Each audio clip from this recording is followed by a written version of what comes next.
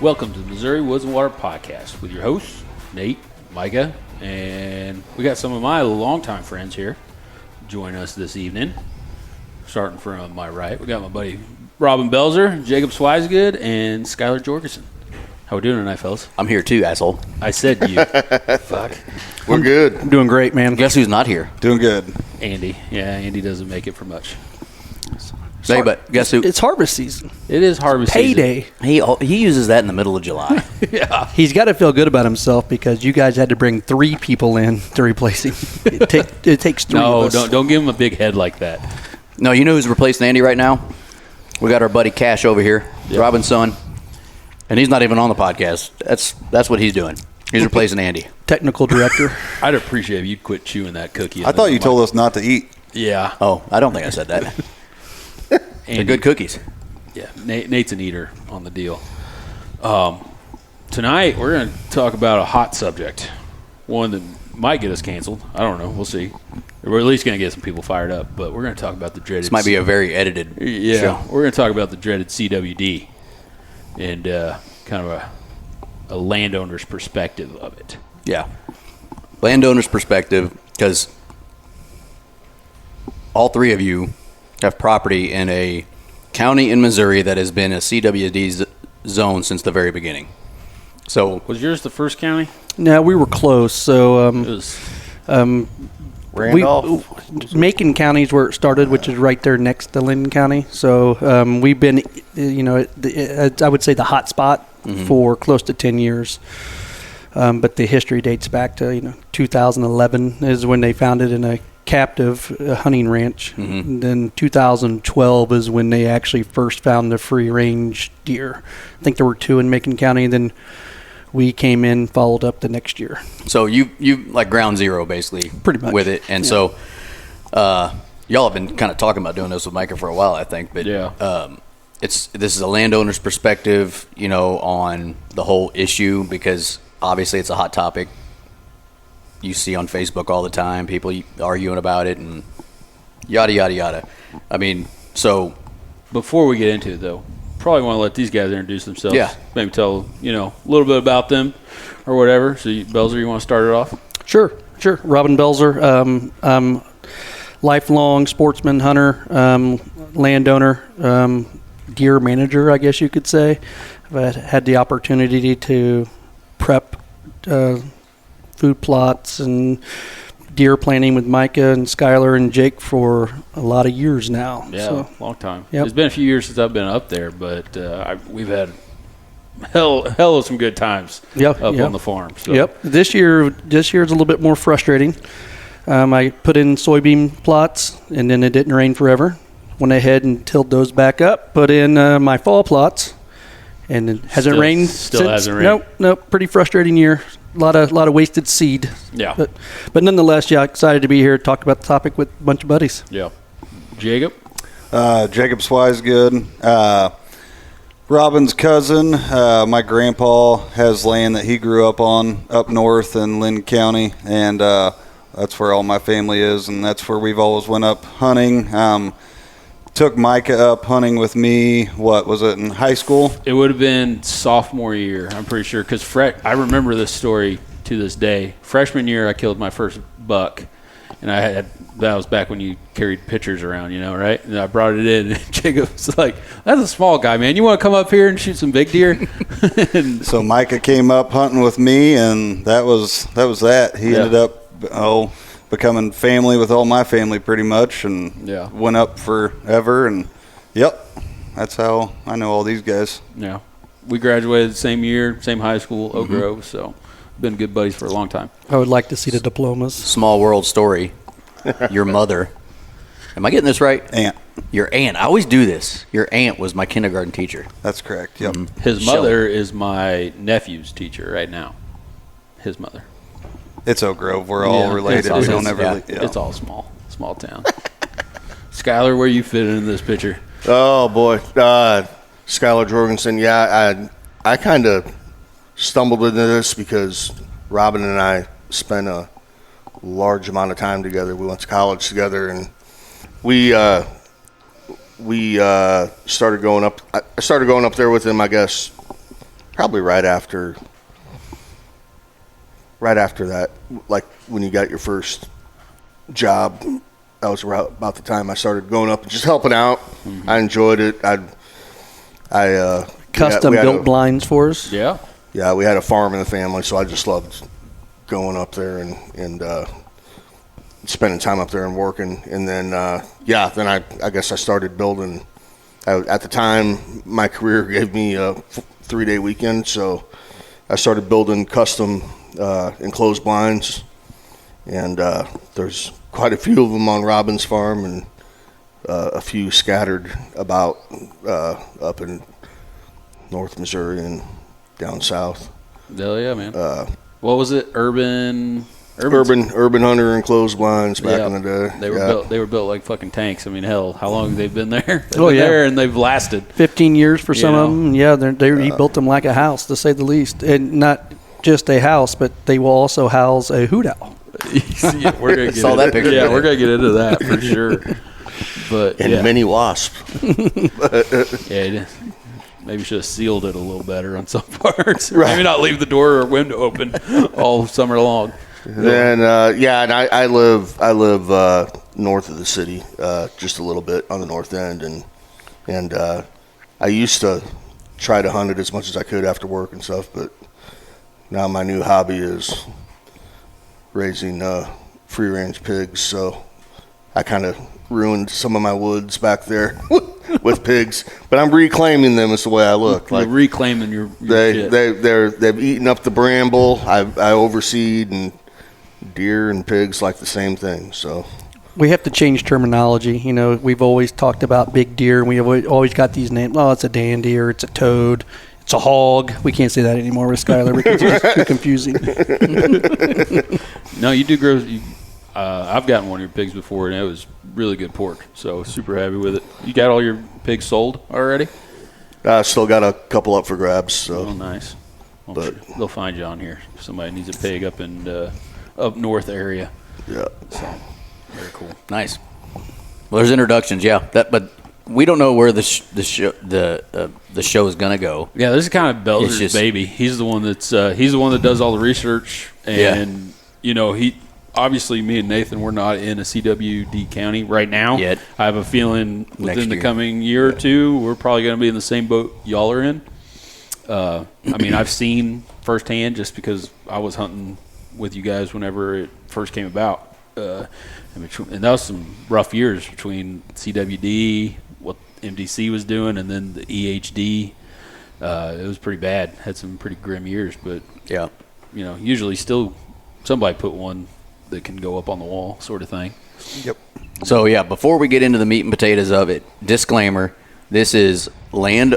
If everybody's going to get their panties in a bunch that listens to this, this is landowners' view of what they've experienced with CWD throughout the time that they've been there, what they've experienced, and what they believe is going on, and. If anybody wants to come on and do a show with us that disagrees, we are happy to do it.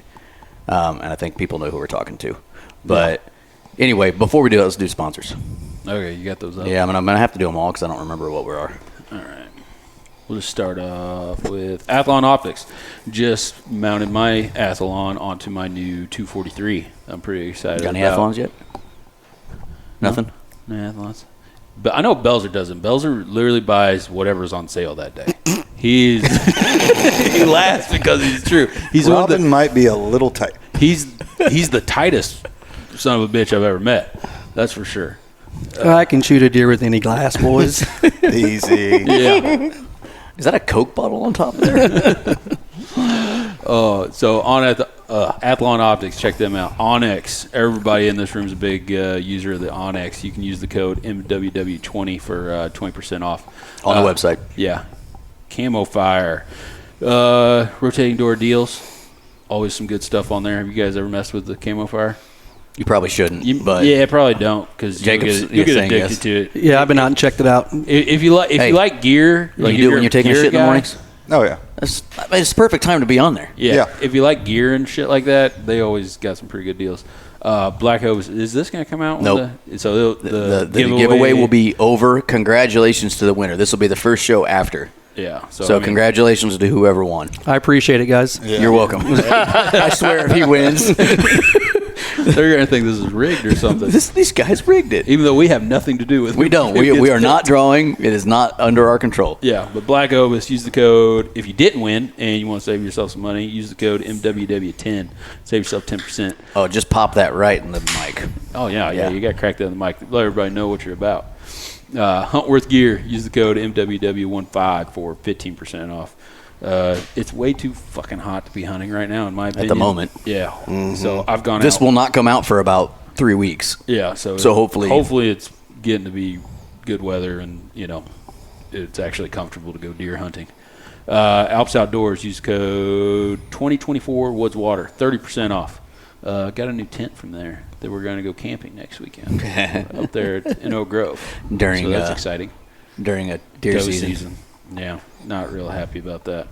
Zamberlan boots. Me and you, we were all three rocking our Zamberlans. My little boy today. Chase was wearing his today. Even his boys He got- did learn a lesson today. Yeah. He was wearing cotton socks that were only ankle cotton socks. So he got himself a little blister. And I should have paid attention. I thought he was, or taught him well enough to put on merino wool socks. Yeah, but wool socks. He learned a lesson today. Yeah. Reveal cameras by Tactacam. Nothing's showing up on mine, but I still get pictures of stuff, so that's nice. I ain't got nothing big, nothing to talk about, honestly, as far as bucks go. We were just, we were talking about, not talking about it, I was just noticing trail cam stuff tonight. You still are rocking Cuddy Link systems, which work great.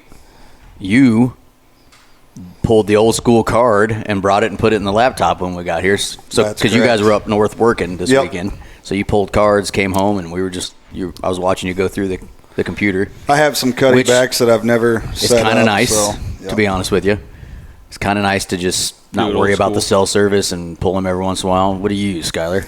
Cards. Old school's cards. Just, yeah. Do you still got camera? Do you still put them out at your house? I'm not as good about it as I used to be, but I've got them out there right now. Yeah. So. And are you still doing the lease up north, too? No. No, you're not part of that? Okay. I didn't know how that was working. Yeah, unfortunately, no. But yeah. Habitat Works, get a hold of our buddy Dustin. We need to talk to him. Can we talk about what we did today? No.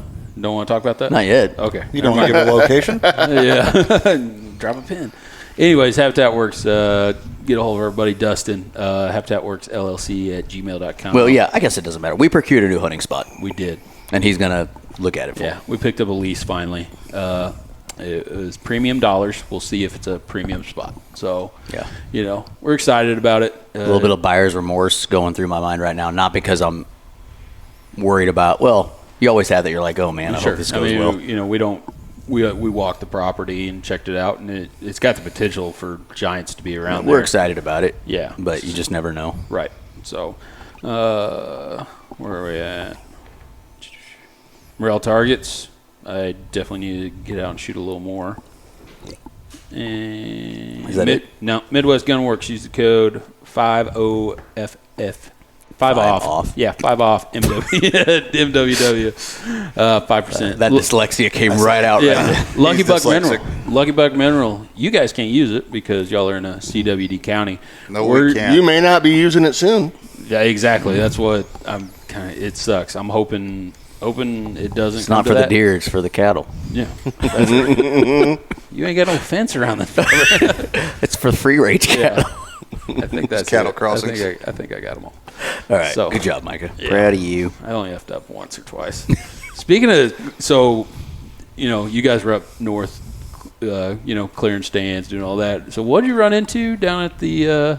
It's one of my favorite spots on the farm because I killed a dandy out of there one year. It's a legendary spot for sure. But I didn't run into this myself. We always have every year what we call the preseason deer season, and everybody kind of comes back, works on their stands, and does their cleanups and trims trees, everything in the morning, and then in the afternoon we get together and sight in rifles and have a couple beers and talk about all the big deer that we're gonna shoot at and miss this year, of course. Yeah. But I had my nephews up helping me this year, and They were the ones going around and cleaning out some of the blinds on this particular farm we were at. And he was having some problems. He said there was a lot of wasp in there, and he said it smelled really bad, and it was just taking him a long time, couldn't figure out what's going on. Then he called and said there is a owl in the blind. But you know, owls generally spook pretty easy, so I thought, well, this is going to be pretty simple. Just get it out of there. Said he couldn't get it out. Who? My nephew. Who? Yes. Took him a second. He got it. It did. But once I climbed this ladder to get up and actually look at this thing myself, sure enough, there was an owl in there, along with about 2 or 3 inches of the regurgitated shit that they like to spit out. I know there's a technical term for it, and I can't think what it is. Cash, you know what that is? But it's terrible. Like, so bad where I thought we were just going to have to light it on fire. Terrible. Yeah, you showed us the video and the pictures. It looked. I could almost smell the picture. It looked like it was pretty bad. Right. We've got a friend up there that does a lot of storm cleanup. I wish he was still available because that's what this place needs. Or Serpro needs to come in and do. Well, I will say I got to be honest with you. I'm not so sure your idea is gonna go well, based on what you told us tonight. Yeah. What? Big Cutting Daddy. a piece of carpet and putting it over top of it. I'm going to cover it up. I'm going Big Daddy on it. I'm just going to lay carpet I over think it. that's gonna go well. You got. You got to get it out of there. It's gonna be right. Yeah, he definitely has. Well, you guys know this. Unless you literally, if you plan on replacing that, which I don't think you plan on replacing that. It's an enclosed blind. It's one that Skylar built. Cash is laughing about it right now, but I think Cash is probably going to be the one in there scraping it on his hands and washing knees and I can promise you. Putty knife. a pellet. Oh, owl pellet. windshield It's called an owl scraper. pellet. Yeah. Well, you guys are well aware, but my wife likes to go hunting as well, and I can promise you, when we climb in that thing and it's dark, and then when the sun comes up, if she sees it in this condition, she is not going to be able to sit in it. There's just absolutely no way. So we got to do some work. I'm going to have to go back up there and lay some carpet. That's my You're plan. gonna have to send me that video just so we can post that. It was cool. That was a cool. What kind of owl was that? I don't know. One that does not need to be in a blind. Almost looks like a barred owl. I'm not very good at it. No, I'm not very It's not. good. I got an owl that lives at my house, and it's a lot bigger than that one. Yeah. But What's that its one, name? huh? What's its name? Hootie. Yeah, sure. I don't know. Did I get I that right? named it. The kids haven't named All it yet? because of that cheap-ass storm window off of 50 Highway's bathroom. Yep. It fell apart. Hey, man. It took some time. Yeah. Yep. No, it's interesting though. It was you never know. I mean, every year you always come across something. Whether it's a bunch of mice or snakes or squirrels. Wasp. Yeah. Wasp is usually the main culprit. This was the first owl. Yeah. Yeah. That's pretty neat, though. It was a good looking owl. Yeah. I wonder what they taste like. Ugh. I I don't think I want to find out. Pretty sure it's illegal. I said Theo said he Yeah, did. Theo Vaughn. Nice. Theo Vaughn ate it. That's gross. Yeah. So, I can almost picture. I don't know. Well, if it's the one you shot, was that the trailer one? The one that's in the truck bed blind? No. No, this is up on. Yeah, this is up on the back of a bus. We call it the bus. Okay. Yeah. I know which one you're talking about. Yeah. Yeah. have you been down there? Yeah. Remember we coyote hunted We it. coyote hunted, but I don't think we went down No, far you enough to you told see me it. where it was when we were sitting. Yeah, because we've definitely been up there coyote hunting, but I didn't. That's where them does came from. Like Yeah. 800 yards ran it. Yeah, run so to the call.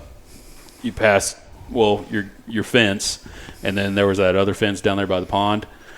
We sat up there in that grove of trees or whatever, and we called does from the bottoms all the way up there. bumped 2 coyotes right there. Yeah, and then called does back because we were doing fawn distress calls, and they came in hot. They ran from That forever. right there is where I saw that dog yesterday. Yeah, It's you were a saying you big got a dog. really You guys big- need to come up and take care of him this winter. We'll do it for sure. We've been saying that for. Once again, we'll try. I'll do it either way.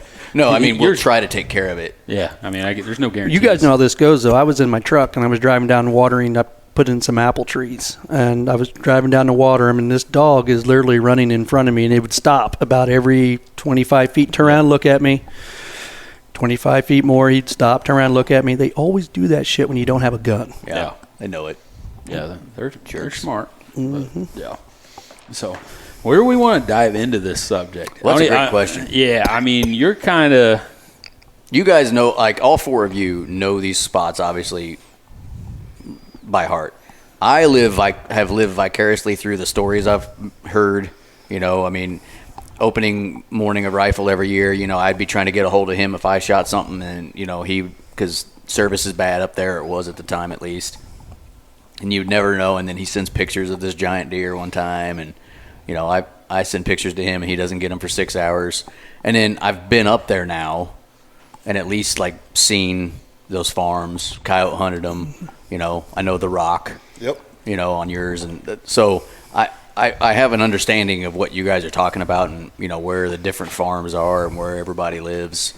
So I you know, I don't have the same, what do you call it, stake in this, because, you know, I don't go up there and deer hunt. But I hear about the things that Mike has told me, and, you know, some of the stuff you guys have said over the years on the CWD issue, I guess, up there and what's going on. So I guess just start wherever you want to start. Yeah, I mean, where do you want to start, Bells?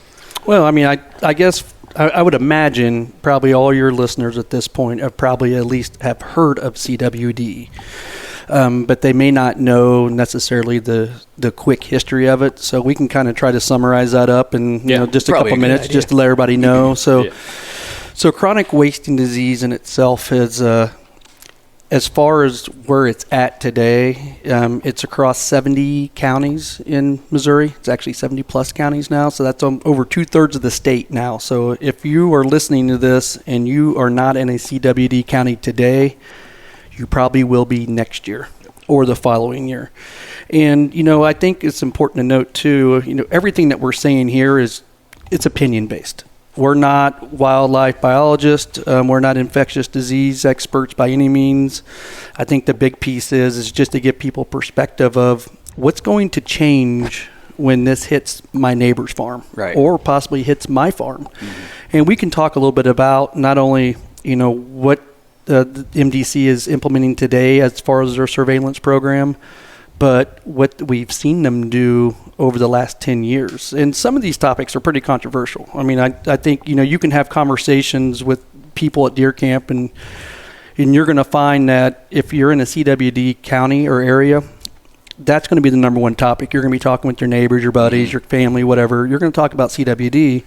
And a lot of times it's going to get pretty controversial, and you're probably going to get pretty pissed. There's a lot of people out there that have a strong hatred for the Department of Conservation because of, you know, their tactics or angles. I will tell you, from my standpoint, I appreciate the Department of Conservation without a doubt. They do a lot of great things, and they have for a long time. And if you look what they've done for the elk restoration program, what they've done with spoonbill, how they maintain deer. Yeah, I mean, trout. you know, we're talking about deer in this situation, but back in the 70s, my father-in-law said if he saw a single deer in a hunting season, it was a success. Yeah. And now we've got a herd of over 1 million or whatever their, you know, last numbers were. Yeah. So, I mean, obviously the Department of Conservation has done good things. Doesn't mean we can't have opinions on this topic. Oh, yeah. No, and I think, and this is important, me and Micah were talking yesterday, and I talked to an agent several years ago on the phone, and she actually put it in perspective that I never thought about in this angle. And she said, you have to understand, as part of our job is conserving the land and the wildlife for more than just the deer hunter. We're making decisions because of the turkey hunter. We're making decisions because of the people that like to go out and fish. The people that really enjoy flowers and reptiles and whatever it may be, however they want to conserve it, they're trying to make their decisions based on everybody, not just my interest as a deer hunter. And from when I listened to that, it made sense for sure. Doesn't mean I always agree with them by any means, but the history of CWD, for those that don't know, it entered. Now this is once again controversial. People said it's been around for years. What we first found was like in the late 60s. It was found in a captive deer herd in Colorado, and then the first wild animal was an elk herd in Colorado, and that was in the early 80s. It crossed the Mississippi for the first time in Wisconsin in 2002, and that's when a lot of the neighboring states started doing some surveillance, trying to figure out, oh shit, is this coming to a state, you know, our state or a state near you per se. And then, as I've already mentioned, it hit Missouri in 2011. 2012 was the first, what they would say, wild animal, free-range animal, and there was two. And was that the year that we got hit with EHD real bad, too? 2012 was. That was a bad, at least in our area, really bad year. What, do you remember how many deer your neighbor found on the creek? Wasn't it like 100? Yeah, there was over 100 that stretched for multiple miles of the creek, and we found them in Boy, had to small water ponds and pools of water. Yeah, very, water. Yeah, very very devastating, and there's a difference between the two diseases for sure. Absolutely. I was just that year. I remember that year specifically because it seemed like just bombarded with all There's this. people finding them this year. Yeah, this year it's hitting. I mean, we're on year 2 of kind of a sporadic drought, for sure. But anyway, as far as Missouri, just some other quick numbers or facts for people. We've over 500 CWD cases. Missouri Department of Conservation has a surveillance map on their website, so you can go out anytime and look and see where these deer are at and what year they were killed.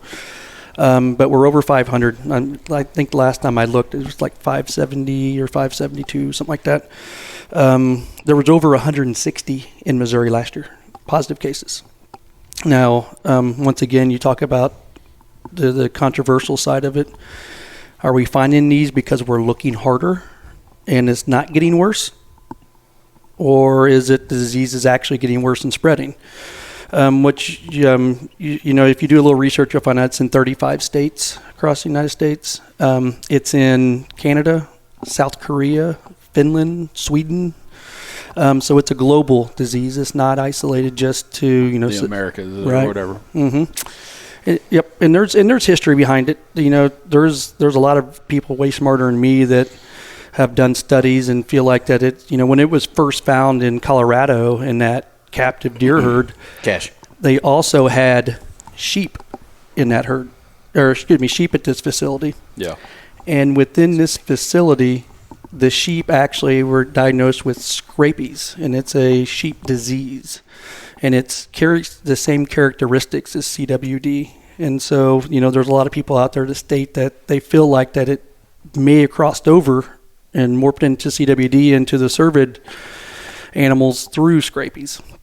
We can, depending on how deep you want to get in the weeds, we can talk a little bit about some of the studies that they've done to try to mirror how they've genetically removed scrapies from the sheep population, and they're doing similar things with deer. But I mean, once again, lots of stuff in the weeds there. But we can definitely talk about it. But that's kind of the history a little bit about CWD. If that's what you're looking for. Yeah, for sure. But I learned a lot of things just now. Right there. Really I kind of knew most of that, but it's one of those diseases that I don't know if you'll ever get it right as far as what you need to do as a landowner and as a conservation department. I don't know if there is a right way to do it, and that's kind of where the disagreements come from. The department's doing one thing. A lot of the landowners don't like the way that they're doing it and don't agree with it. I mean, and there's reasons behind that too, right? Like, and I'm not going to defend MDC in this, but some people don't like what MDC does because they disagree with it legitimately. Like maybe you guys, I'm guessing you guys are not super happy with how it's going. Some people don't like it just because it's a government agency and they don't trust them, so they automatically don't think they're doing it right. That's a big point, and I think if when you have conversations with agents, and I've had the opportunity to speak with multiple agents over the years, and I think the big thing is as landowners and as sportsmen, and we want transparency.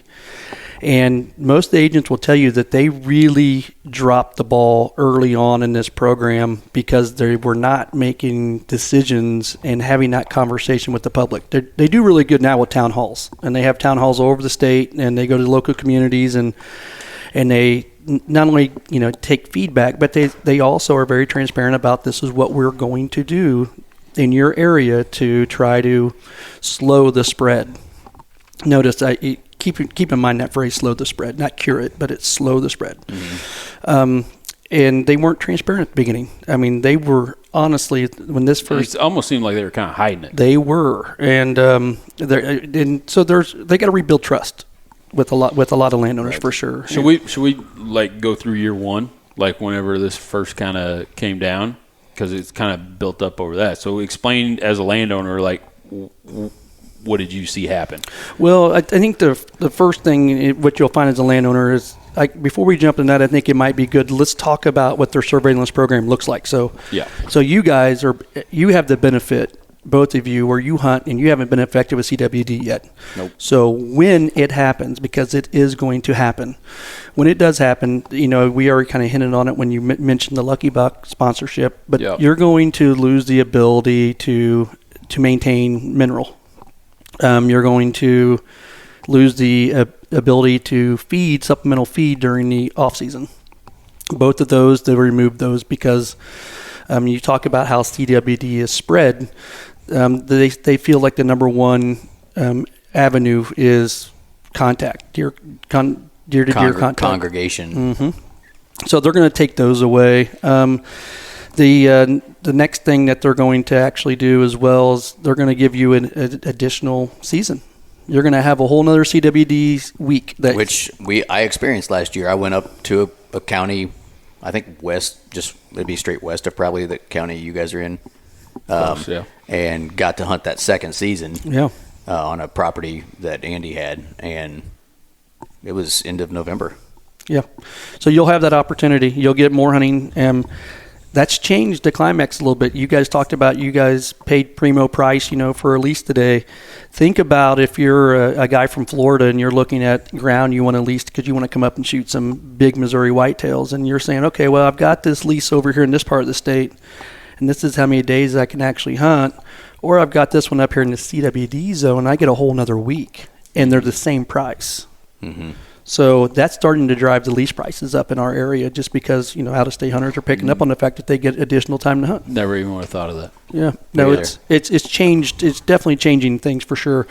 Now, I think ultimately what we're going to see is the whole state's going to be under the same guidelines here pretty quick anyway. Yeah. So that from that standpoint, all leases will go up, though, because they're going to be like, well, should we hunt in Missouri or should we go over and hunt in Kansas? Well, we get a whole nother week in Missouri. Well, and I can spend $200 and some for a tag in Missouri, and it's guaranteed. Yeah. And I don't have to wait 2 years and spend $700. No points. Yep. And, it's easy to hunt. Which that's a different topic I get, but I mean, I've never looked at it from that perspective. I've always looked at it that, lease prices are going up because it's so damn easy to come hunt here. It is. That's a big piece too. But once again, I was just using it in comparison to a CWD county to a non. But that's just a great point because I've never thought of it from that way. I'm just like, well, they come here because they can. Shit. Now all the listeners are going to be trying to get up in our area. Did it again. No, it's something else that's going to be new is you're going to have mandatory check-ins opening weekend. So conservation will identify a spot in your county. They try to make it somewhat centrally located. But any animal that is harvested during that opening weekend, you are obligated to take it to this check station. What they do at that point is they remove the gland. There's a gland that's kind of underneath the jaw, and they would remove that gland. Some things to keep in mind here, and I'm not saying this because I want you to be combative with the agents by any means. They're just doing their job. But if you're going to mount that animal, if you're going to take it to a taxidermist and mount it, you do not have to test it. You still have to take it in. I mean, we experienced that with my buck. Me and you drove me up to the check station because it happened to be opening weekend, and I think they asked. I don't know. Yeah, they asked. Yeah, are you going to mount it? Because it was a good deer, and I was like, yeah, mounting that. And then I think I had to fill out a little bit of paperwork, as far as where it was at, but they didn't test it because it would ruin the mount. Pretty much, it ruins the pelt. They pretty much cut the whole, neck in half, sort of thing. Yeah, so you don't have to. If you're going to mount it, you do not have to have it checked. If you have an over-the-counter tag, and this is something Skylar, you could probably speak to it better than anybody, but you don't even have to tell them where you shot it. And that's really? something a lot of people don't know. Now, if you're a landowner, if I use a landowner tag, they're going to know where I shot it. But if it's over-the-counter tag, they're going to want to know. They're going to ask you. They're going to also let you know why they want to know, because it's, that it helps them with their surveillance program. Gets their information. But you don't have to tell them. Okay. No. Yeah. Why'd you get in a fight? No, but you don't have to tell them. And just from my point of view, they're just going to use that information to set up more culling as close to you as possible. Yeah. So we'll get into that part. That's what I'm leading into for the most part. Yeah, no, we're going to get there. You're not going to have the ability to move your carcass. So if you shoot a deer in a CWD county, you cannot take that whole carcass home with you. So I can't bring it. So my farm is 2 hours away from where my primary residence. I cannot load that animal up and bring it to my primary residence to cut it up. You're going to have to get it processed. You have to get it there. deboned. Debone it and process it there before you transport it. Now, something else to keep in mind, you're able to actually take the head to a taxidermist. You can do that. But as far as the body itself, they want you to debone it there. They also want you to dispose of it wisely. So they either want that carcass to stay on the farm where it was harvested or be put into a landfill. So just something to keep in mind. So you don't want to, you say I shoot a buck on my property. I don't want to take it down the road and after I've deboned it, dump the rest of the carcass on Jake's farm. They don't want you to do that. They're going to give you CWD tags. Jacob's like, wait, what? Yeah. This next one's pretty big for those that really that like to fill a freezer, or for those that have the opportunity to shoot multiple world-class bucks in a year. But as a landowner in the CWD hot zone, is like I like to call it, but they call it a surveillance program, they're going to give you 10 additional tags. Is that across the board, or is that just depending on how many acres and stuff? Across the board. So I'm a landowner in this county, give me those tags. Yep. And when you get those tags, you don't have to be the shooter. I can designate anybody in my family to do it, or I can even pick a friend. I could have Micah come down and say, Micah, I'm going to give you 2 of my CWD tags. I'm shooting does, though. Yep. But that's what they want. Obviously, as you guys can tell from, if they're going to give you that many tags, they want a larger number of deer to be harvested, of course. If you use a CWD tag, you have to call an agent. So this is past the first weekend. We don't have the mandatory checkpoint set up. This isn't our normal tag. Yep. You have to call an agent so they can come test that deer. They want to test every one of those CWD tag deers. Bonus. Well, I don't even know if you want to call it a bonus tag, but landowner CWD tag. Landowner CWD tags. Okay. And then now the last topic. This is the one that really starts boiling the blood of a lot of sportsmen and deer managers, but it's some people call it cold management, some people call it their surveillance program, some people call it a sharpshooter technique, whatever you want to classify it. Basically, after the very last day of hunting season, so bow season. So we're talking January 15th. Yep.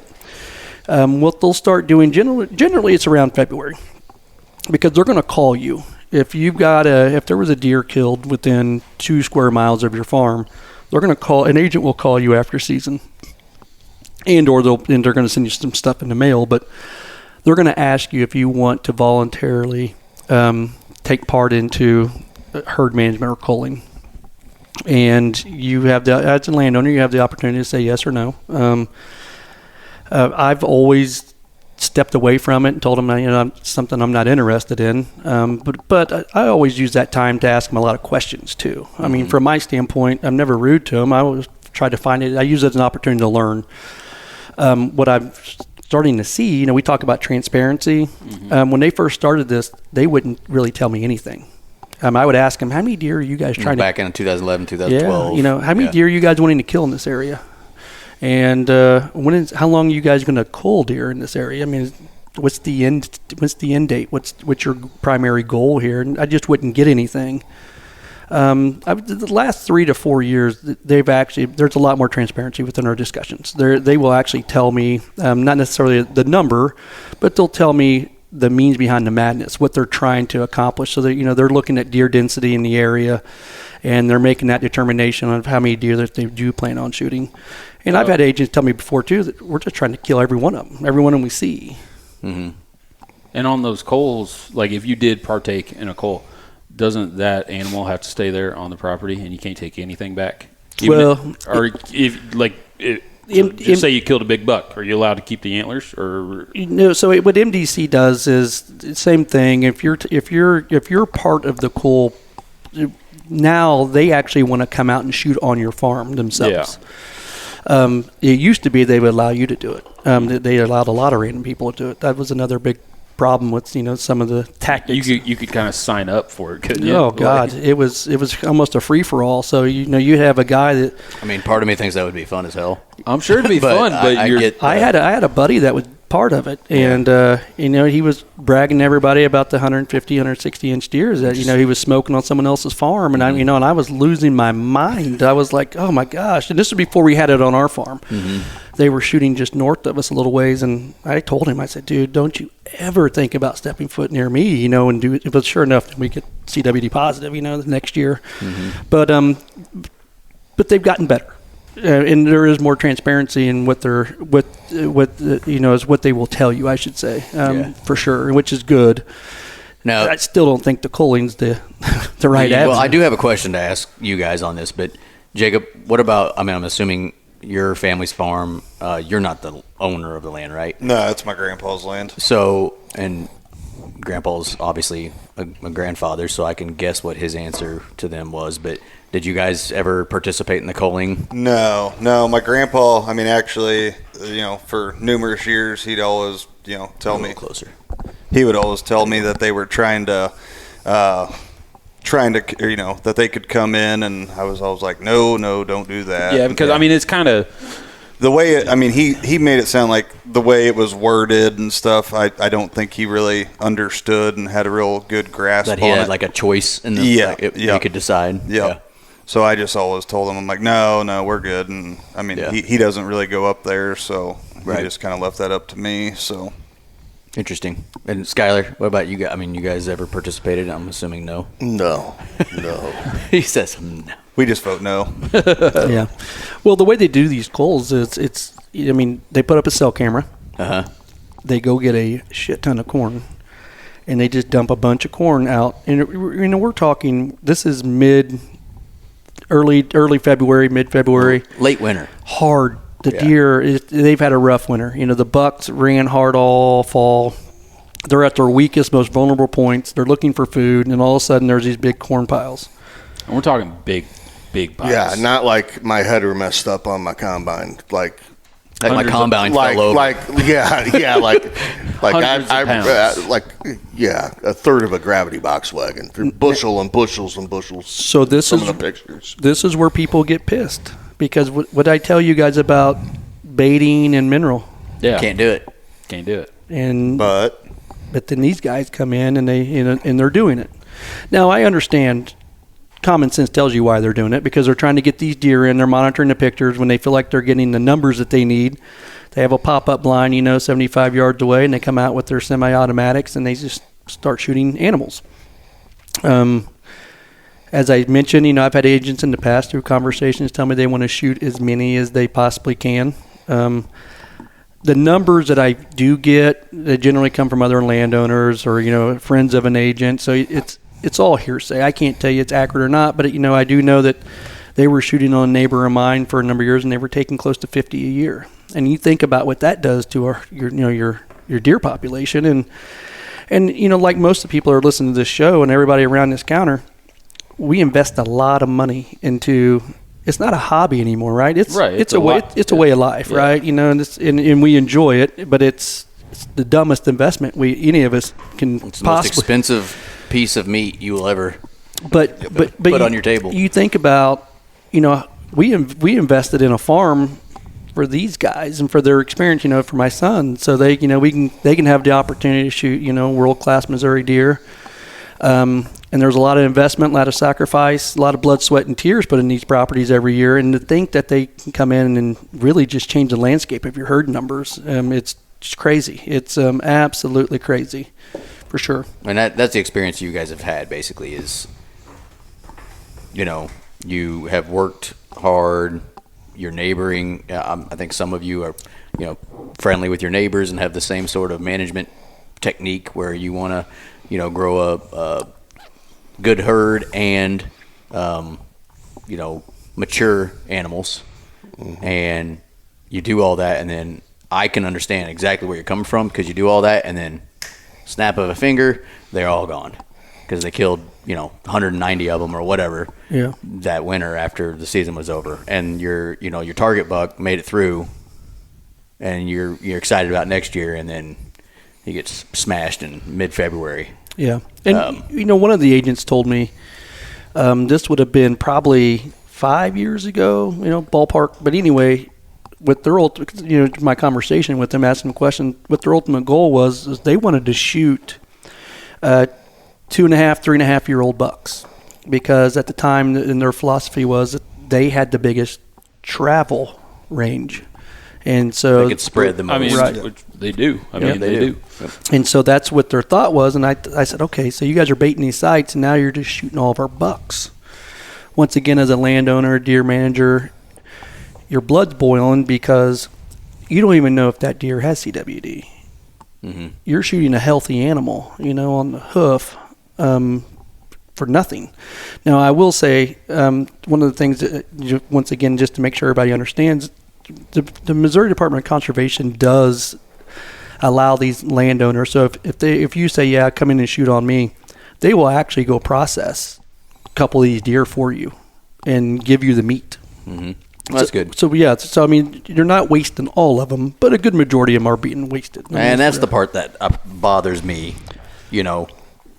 just because why are we wasting them? Like, there's food pantries, there's, all kinds of places that meat could go. I've always just had a fundamental problem with wasting any animal. I'm not going to eat a coyote, I will say. I kill coyotes, I don't eat them. I do draw the line there. Those are ditch dogs. But, like a perfectly good white-tailed deer, every human being would want to eat. And if the shoe's on the other foot, if any of us do that, just shoot them and let them lay, that's a problem. But then, right.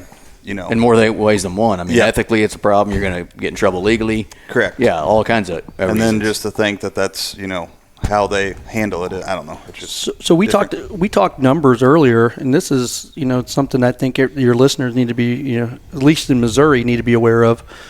The positivity in a deer herd right now in the state of Missouri is less than 1%.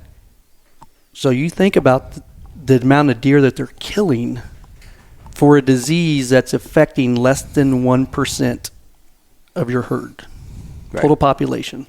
Seems a little ridiculous.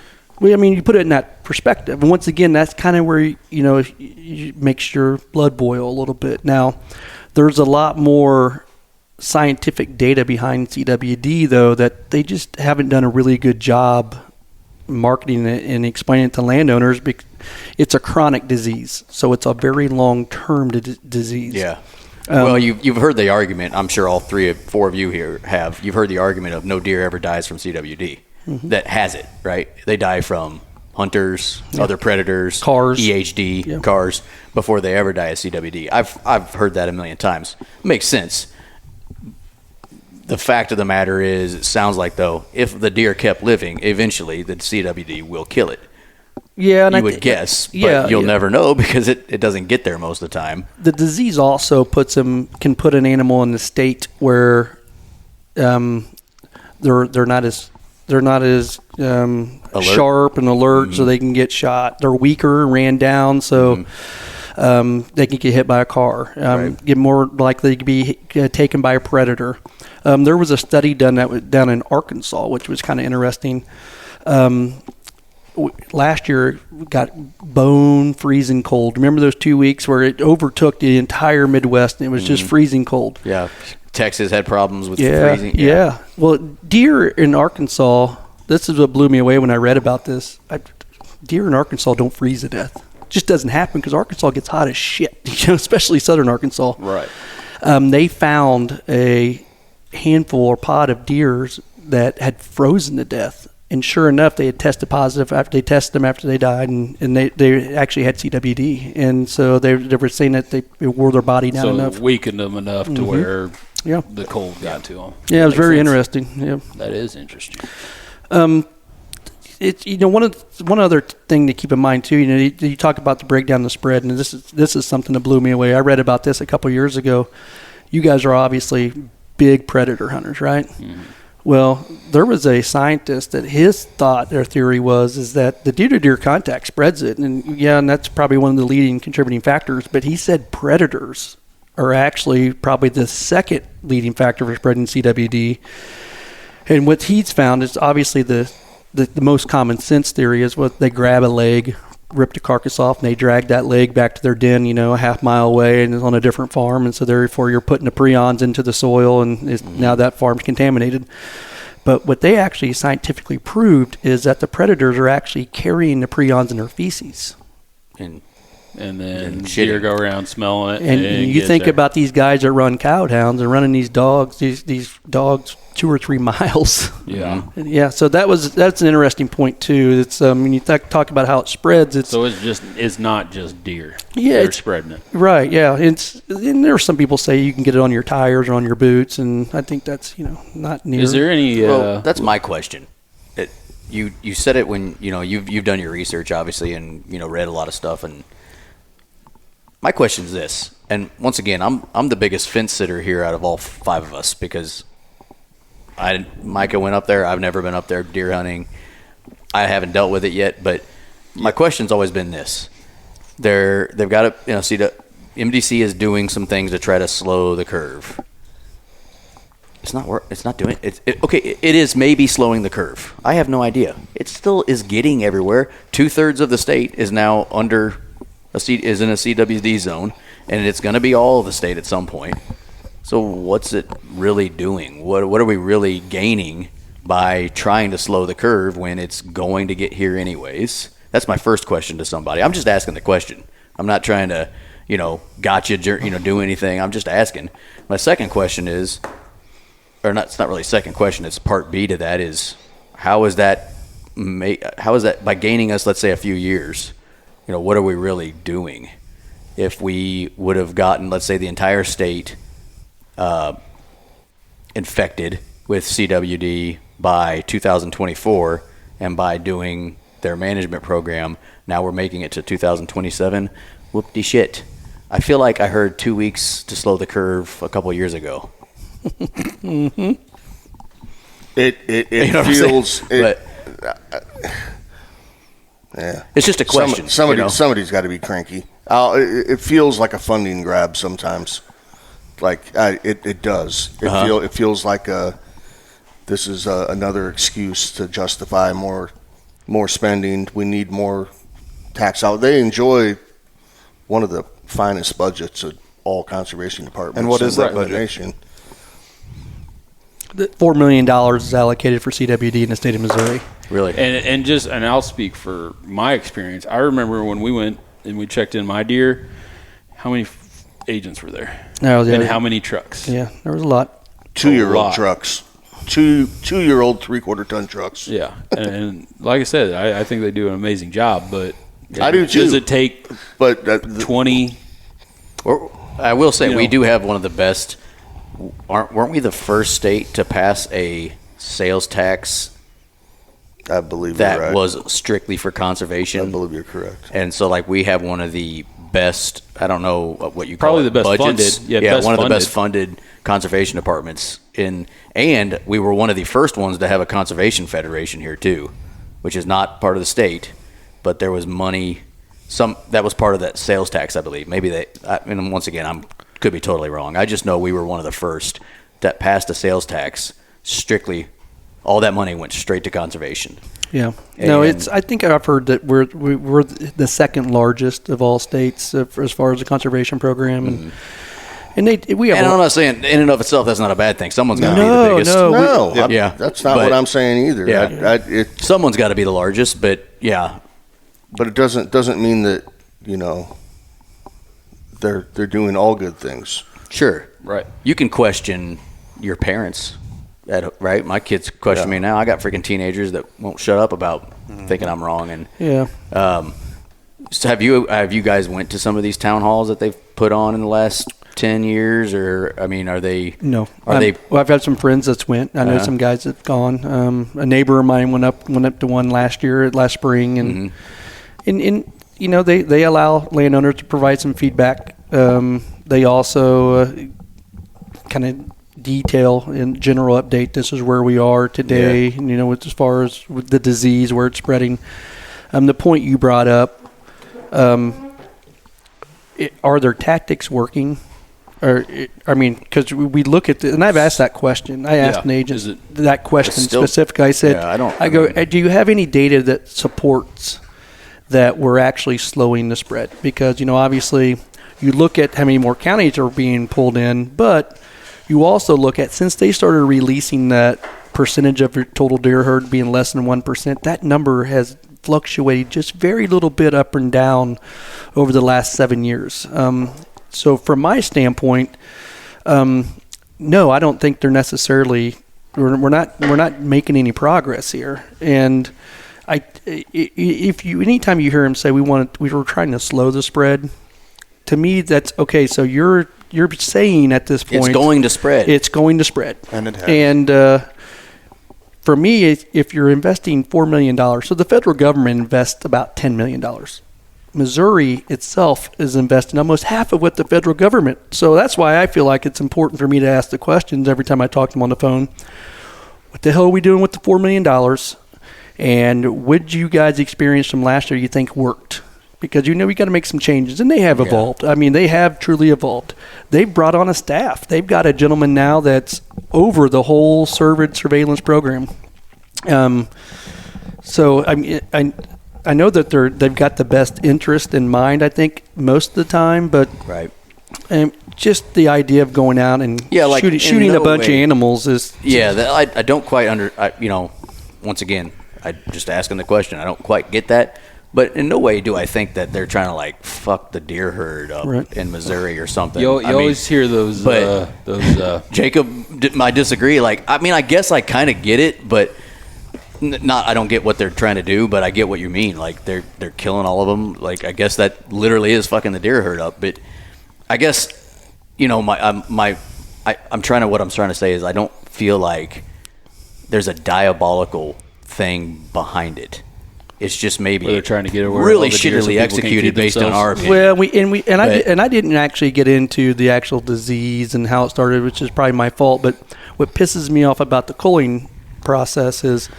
This prion's in the soil, and depending on which expert you read, they say it can live in the soil. You know, I've seen 8 years, I've seen 20 years, for sure 10 years. I think most of the specialists out there agree that this prion can live in the soil for 10 years. So when they go in and they try minimum 3 generations of deer. Yeah, and they go in and they shoot all these deer. Well, more deer are going to come back in. They're going to be frolicking around the same damn soil, right, guys? Mm-hmm. So what are we doing? So we either wiping deer off or not. Right. Like that's basically the. It's to me it's just crazy. Another thing too. I think most agencies, if they want to be very honest with you, they'll come out and tell you that we're starting to learn that this disease isn't as bad as what we initially thought it was going to be. Well, I mean, what you said, it started in Colorado, right? Mm-hmm. Found it. First one was an elk. Mm-hmm. Colorado has the biggest elk herd out of any state in the Missouri or in the United States. Yeah, and so that elk herd too. And granted, I've read a couple different articles about it.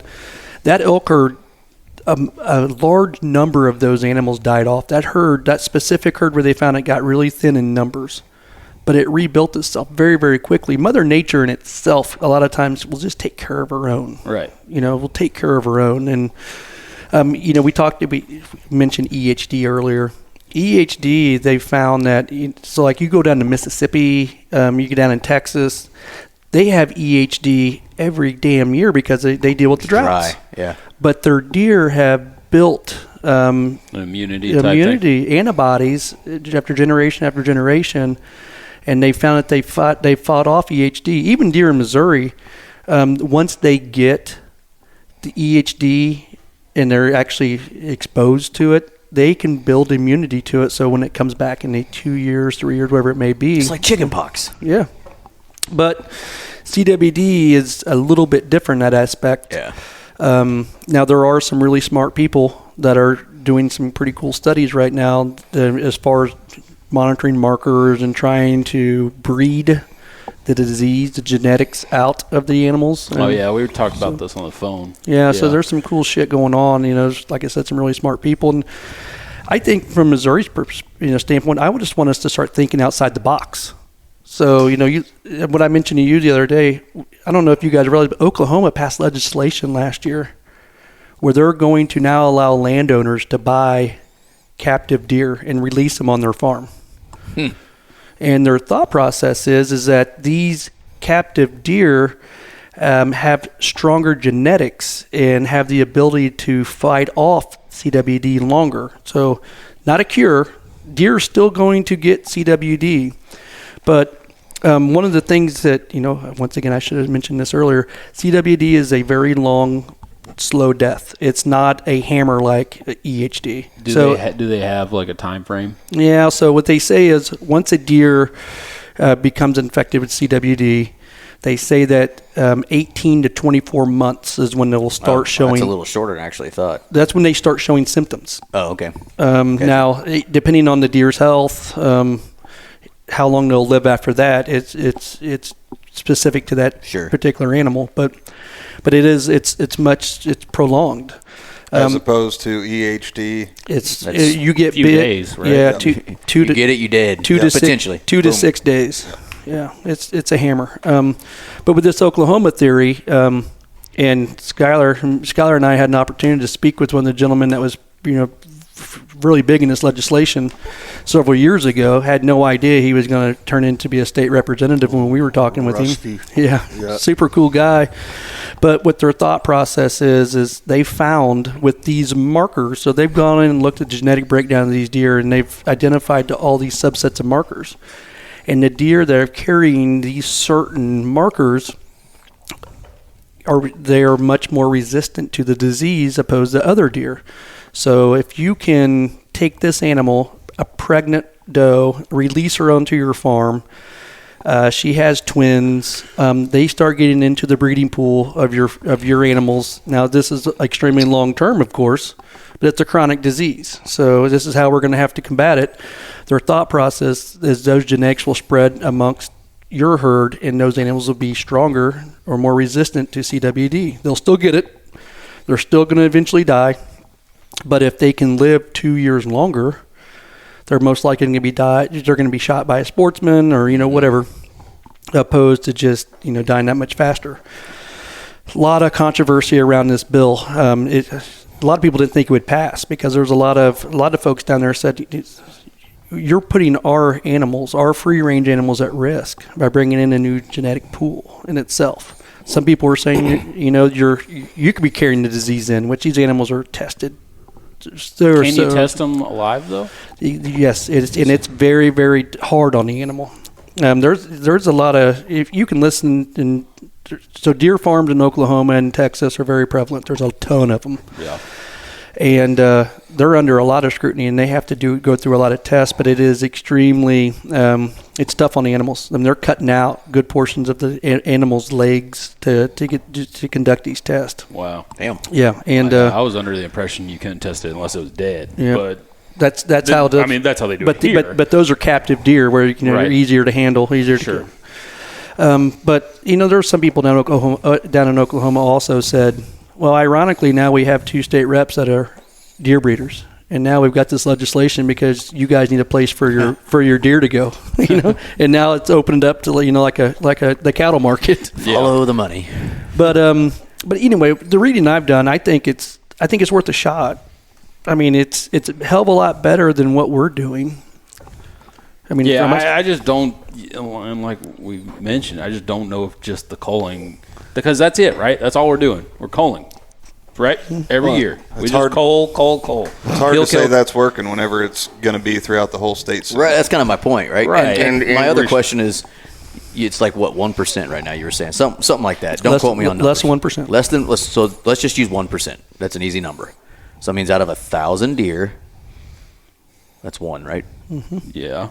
Or that's 10. That's 10. Out of 100 deer, that'd be one deer. I graduated So out of from Oak 1,000 Grove. deer, 10 deer would have it. Okay? So the current way that we're handling it, 10 out of 100 or 1,000 deer would have CWD. So let's say we don't do anything. I wonder what that number would then be. Would it be higher? Let's say it's double. Oh, let's just say it's triple. No, you know what? Let's just say it's 5 times more worse than the way we're doing it now. So then 50 out of 1,000 deer have it. My question is, and once again, it's just a question, what's that really matter? It's 5% of the deer have a disease that, yeah, it's going to kill them if they make it that far.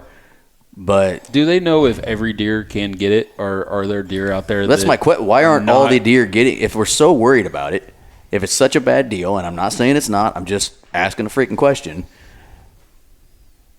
Why aren't they all getting it? They're all in the same damn. We're going to stop being. For instance, you guys can't do mineral anymore. Yep. Do deer still hit old mineral sites? I guarantee you they do. Mm-hmm. So they're still in those areas. They still congregate. Doe groups are still going to be in doe groups. Bachelor buck groups. People still put out food plots. You'll see multiple deer in those food plots. Flowering. Yeah, so they're all. But how come only some of them are getting it then? Yeah, there's still a lot to learn, right? And that's where there's a lot of smart people working on some things. A lot of people talk about a vaccine, and I heard 2 years ago that we were getting really close to a vaccine, and I was thinking in my mind, well, that's great. How in the hell? Are we gonna give it to him? I can't even shoot my target buck when I'm trying to hunt him. How am I going to get him with a vaccine? And please let me know how to do this. Right. Yeah. No. So I mean, yeah. There's still definitely a lot of questions out there, for sure. And when you go back to that, just to be fair for the other side, right? Because if there's a wildlife specialist listening to this, or even a DNR conservation agent, that less than 1% across the entire state, right? I think it's probably fair to say where we're at, that percentage amongst our herd is probably higher than that less than 1%, if that makes sense. Okay, yeah, I get that. Yeah. And so just to be fair for that side, I don't want someone to sit there and say, God, they keep throwing out the less than 1%, but the hot spots may have 10%. Right. 20. Right. Yeah, I don't No, know. but it still goes back to the fact that you look at how long it takes for this animal to die. So depending on where you live, the average deer will live 3.5 years. Now, once again, depending on where you live, there's some people that say deer can make it in certain regions 4.5 years. And then there's outliers that can make it higher. But so if an animal's living 3.5 years and it takes them 2 years before they even start getting the symptom, what the hell are we talking about here? Yeah. Right. It's going to be on a wall before it, even starts. It's going to be in my belly. Now I go back to, and there's his name was Dr. Strickland, and he's a very, very smart guy. And if you read some of his articles, he talks about what prolonged CWD would look like if we weren't putting these tactics together. Yeah. And he's very forthright in the sense that deer are resilient. It's never going to kill all the deer off. Like when this first came out in 2011, 2012, when at least I started researching it, there were people saying that this is going to wipe out all your deer. All the deer are going to die in Missouri. We're not going to have any deer, and they kept saying it. And he'll even say now that's never going to happen. What's going to happen most likely is your older deer are not going to be around because they're going to be dying off. You're going to have a younger herd. But the reproductive cycle of whitetail outpaces the mortality rate of CWD by quite substantially. So you're always going to have deer. It's just you may not have those 6.5-year-old bucks, and those 5.5-year-old bucks. Right. Which sucks. Yeah. I mean, that's what we're all after. Right. Right. But that's got to reality. that's got to be a catch-22 in their heads too. I would think. Deer hunting brings a lot of money into the state. A tremendous amount of money into the state.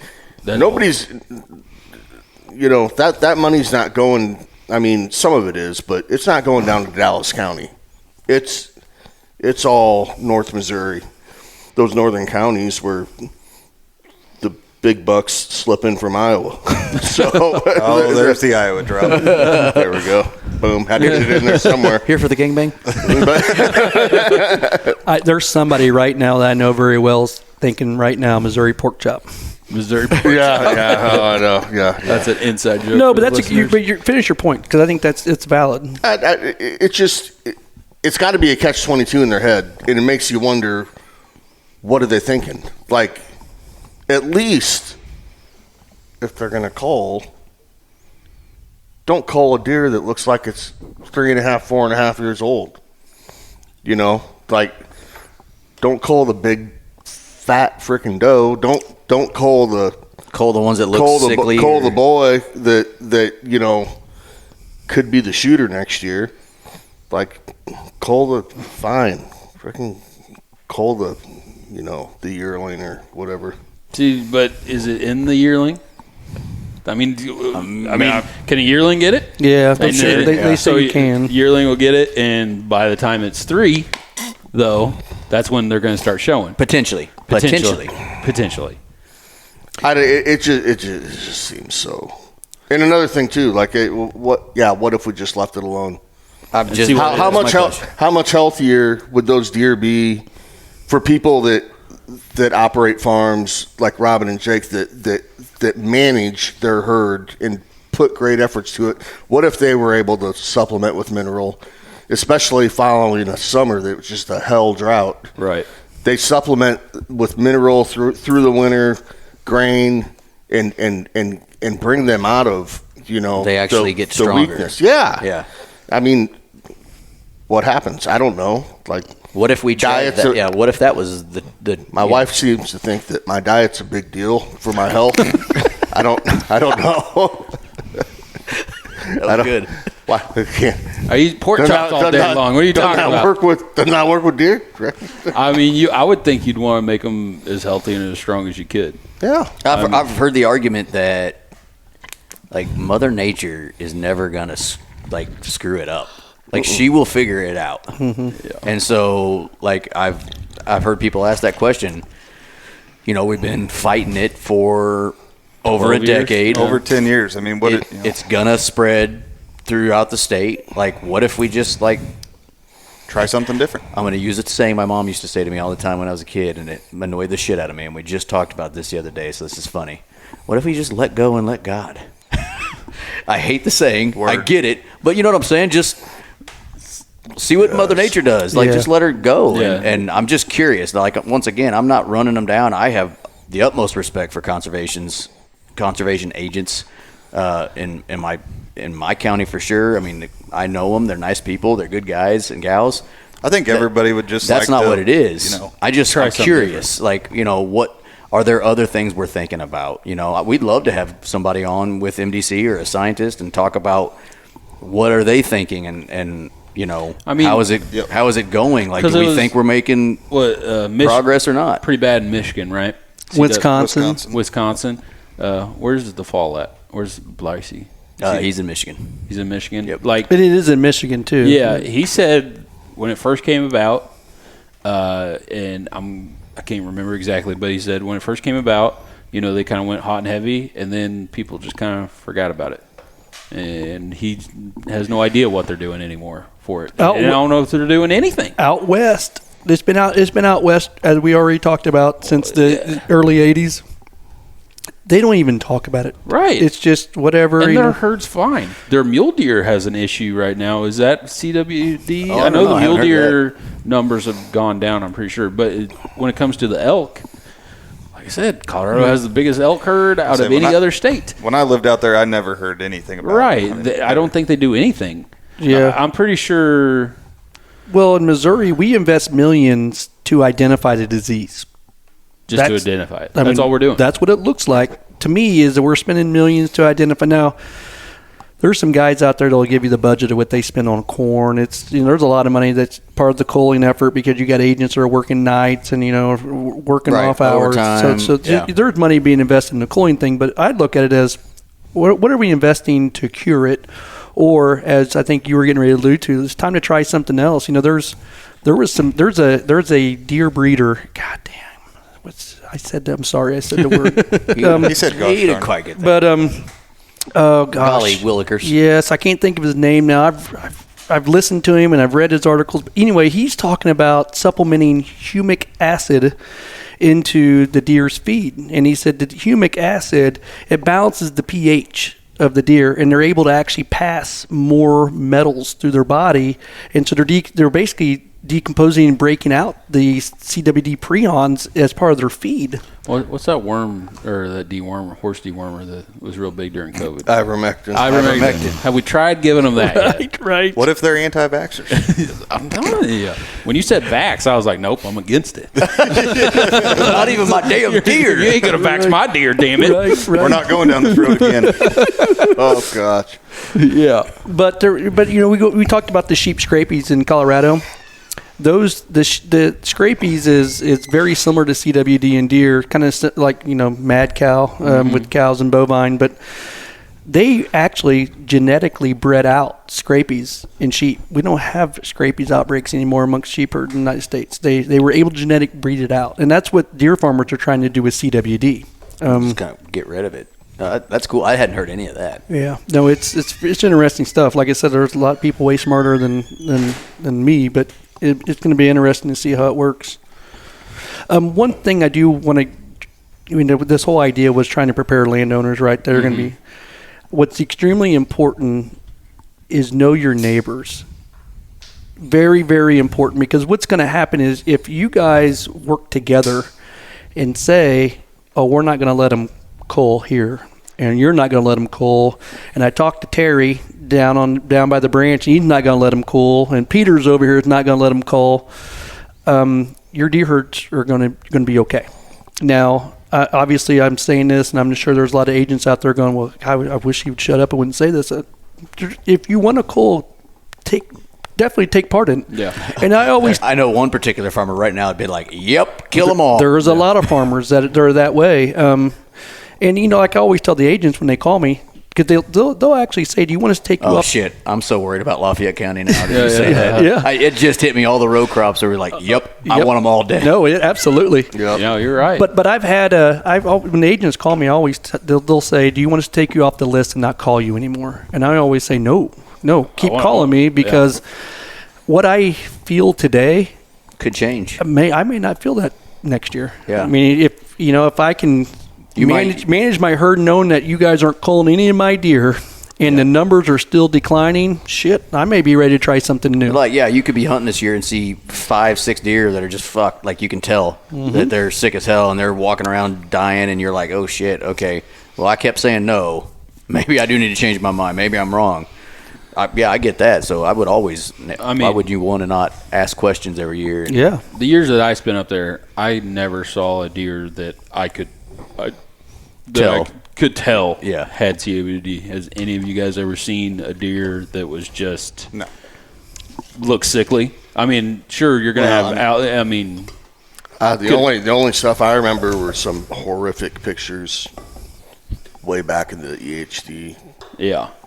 That, like, you could. Oh man, some of them on that northern farm. Yeah. No, like, it's devastating. we're on 35 millimeter, and it just, I mean, yeah, you could see the confusion. Yeah. The emaciated body. Right. EHD, you go back to, it's a numbers game. This time of year, you're dealing with multi-droughts. People are seeing it with animals. They're seeing these very sickly deer around water holes. You call your agent. The agent comes out, and they'll let you know that's EHD, and of course they'll have to dispose of the deer. Once again, when you talk about these percentages and how low they are, that's why you're not going to see. I'm not saying that deer don't die because of CWD, because I'm sure they do, right? And I'm not going to sit here and tell you it's not a disease, because I'm a believer. I know it's a disease. It's out there for sure. I just don't know if it's extreme as we need to go out and shoot all of our deer, from my opinion. I would think, it sounds to me like we need to put a little more effort into what we can do to prevent EHD. Yeah, I don't know that you can prevent that either. Let's play devil's advocate here. Why, clearly EHD is actually in front of our eyes killing deer. Yeah. Why not that? because there's nothing you can do about it. And because EHD only comes around during the drought generally, and that's not a given thing. And that's not a given thing year in and year out for a budget. That's me just talking, but no, I agree. I mean, they've created an entire new line item, and a justification for existence. And again, I'm not poo-pooing on the conservation department. They do amazing things, but this particular thing I think it's gotten way out of hand, and it's not been. Yeah, I mean, people have not asked questions in Jeff City like they should, and that's partially probably our fault. I mean, I'll be honest, I haven't gone to any meetings. I haven't said anything. You know, I think we're all on the same page. I mean, well, nobody asks questions. It's automatically, you're a jackass. You don't know what you're talking about. No, you're a jackass. You don't know what you're talking about. That nobody, and so I do like hearing that they're doing some of these town hall deals. So, like, if it comes into our county next year, I'll go to one.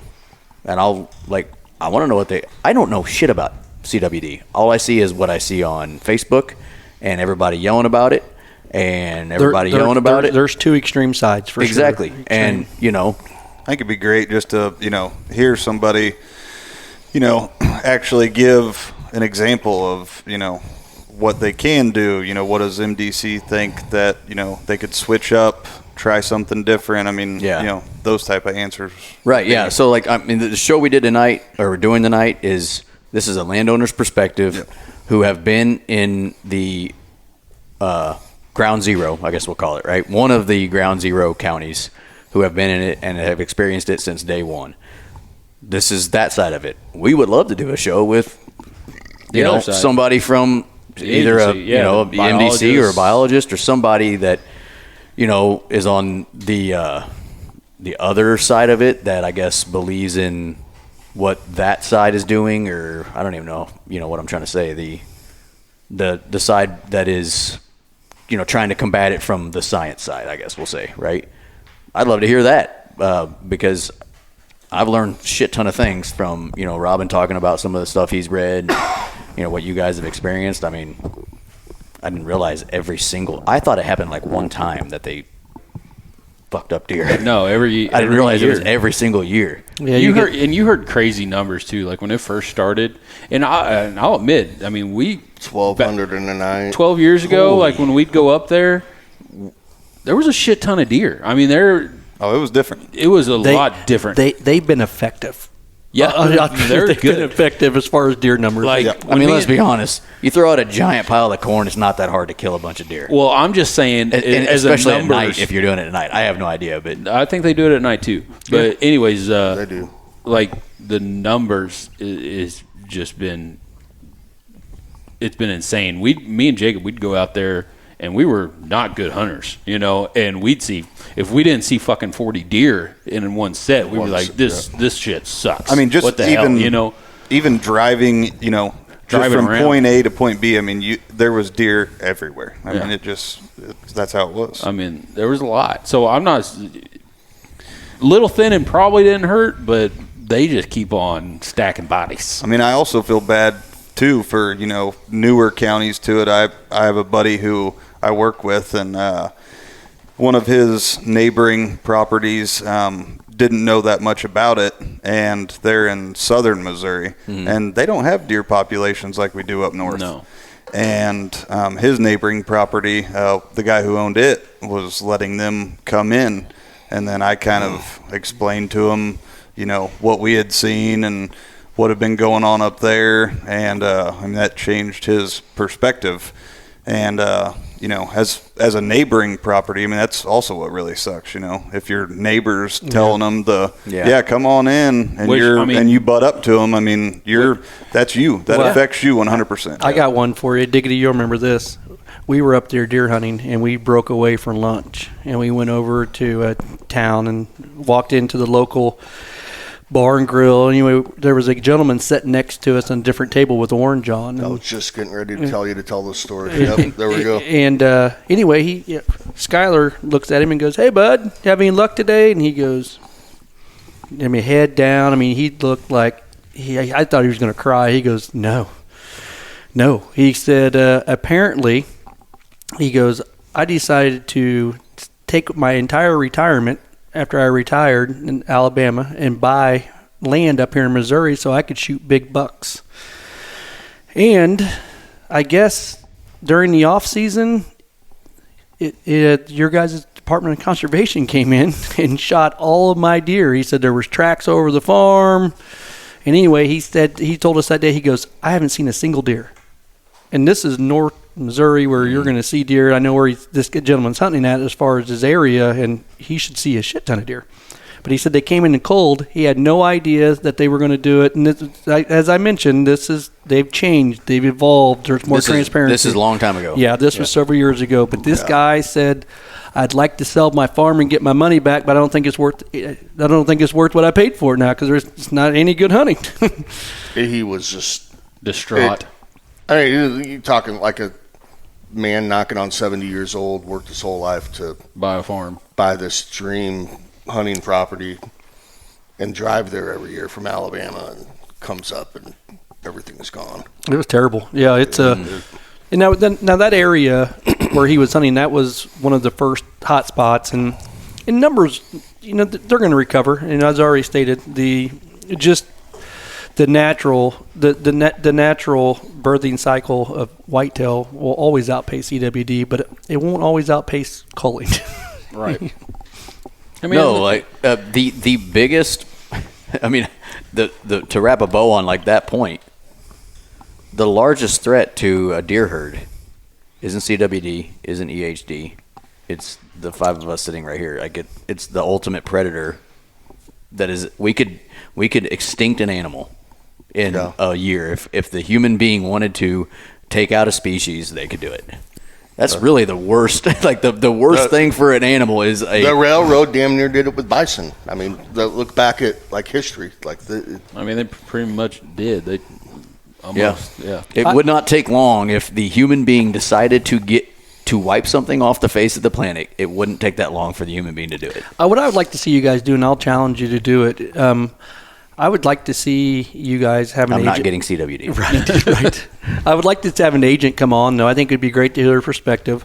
I would also like to see you guys get an actual wildlife biologist to come on. Someone who's way smarter than any of us that can actually break down even some more of these studies that I've read about. Because I'm sure there's a lot more stuff out there that I haven't seen that how they're trying to crack the case per se. But if you could get those two angles, I think it would be interesting. I think. As a landowner or just people that hunt Missouri, it would be nice to have some type of end goal. Like, this is what we're working for. And so far we haven't heard that, Well, and if there's not one, that's fine. Like, do you not, we have no idea really what we're doing. We're just trying. Yeah. Like, we're just trying some stuff. That's fine too. I mean, I'm not saying I would agree with that, but if this the whole business plan? If that's what it is, we've all had bad ideas before. Guilty. Or ideas that we thought were bad that ended up being great. I don't know. Guilty. You look at Oklahoma, though, and I'm obviously this is an election year. I don't want to get really political, but elections do matter. And I think it's important for everybody, if you're a sportsman, it's important for you to understand it's this person I'm voting for, are they a sportsman? Because, like I mentioned to you, this is more than a hobby for a lot of us, right? It's a way of life. It's what we're trying to lay the tracks down for generations to come. Yeah. I think it's important that we're electing these types of individuals that are in there so they can help carve these decisions and directions and assist the DNR or Department of Conservation. And so that you're educated on who you have in your corner too as a sportsman. Yeah. Like we were talking. I don't know if we were talking about this before we started recording or not, but Missouri has an organization called the Conservation Federation of Missouri. It is one of the. What are we doing? It's fine. Do it. Yeah. I mean, he's chugging over there. We can hear all that, Skylar. Like they're we've Cash, will you mix him another, please? Cash. There's a cooler right there. You want to grab his margarita? One of the, we know a guy through our podcast. Brandon Butler used to be the executive director. Don't think he is anymore. I don't think so. But their entire goal is to protect the sportsman and our right to what we have in the state. Our right to hunt. And so they know every law or bill that's introduced that is attacking our hunting rights, and that's what they do is they go and lobby against those things, try to do those things. It's fine, make noise. It's no big deal. You're fine, Cash. Jesus, I like that axe. quiet down. God, it was right behind me. Like that's their goal, and knowing who is in your corner, who's not, who do you reach out to, to say something to. I mean, the Conservation Federation is one of them. That they are not a government agency. They are not paid by the government. They are paid by this thing. I can't remember what. And their job is to just protect us. Stick up for us. Just stick up for us, So when some dumbass politician wants to get rid of deer hunting because he grew up in the middle of, New York and he had a pet deer and we shouldn't be killing these precious animals, they fight that, right? I don't know what their stance is on something like CWD. I don't know what their involvement. Maybe they don't even mess with it because it's not something that is threatening the sportsmen in their opinion. But yeah, I would love to talk to somebody, from some agency and just curious, like what they think of it. What do they think it's going well? Have they looked at what are other states doing, like Oklahoma? Right. You mentioned. I'm curious what Wisconsin like. I've had like Michigan and I'm curious, like if we called Aaron and asked him what's going on up there with it anymore. Like I've talked to agents, and they've actually told me. So this is important for your listeners too. Don't be hard on your agent. Don't yell at your agent. They're doing a job. Yeah, and I think we've all been in a work setting where we've done things that we don't necessarily agree with because we were told to. It's a top-down approach. I've actually had conversations with agents that are hunters. Most of them get in this field because they are sportsmen. And they've told me, I don't blame you. I wouldn't do that. I wouldn't do it for my farm either. Just because they have to go out there and cull animals doesn't mean that they necessarily want to. Or think that they're doing the right thing. Yeah. Think about if you're a sportsman and you appreciate conservation, how painful would it be for you to stack up 20 deer on a trailer? Because I have seen people go down the road with 20 deer on a trailer, these agents.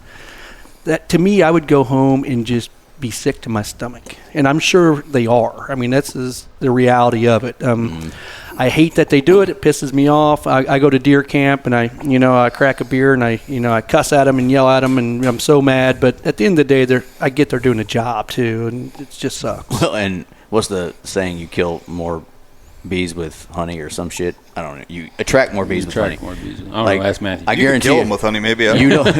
You come into my job and you start yelling at me. I'm not going to be like the nicest guy in the world to you. I'm not going to help you out too much. It's the same. Like any of us that do what we do, just imagine if somebody showed up and just started yelling at you, you're going to be like, F you. I'm not helping you.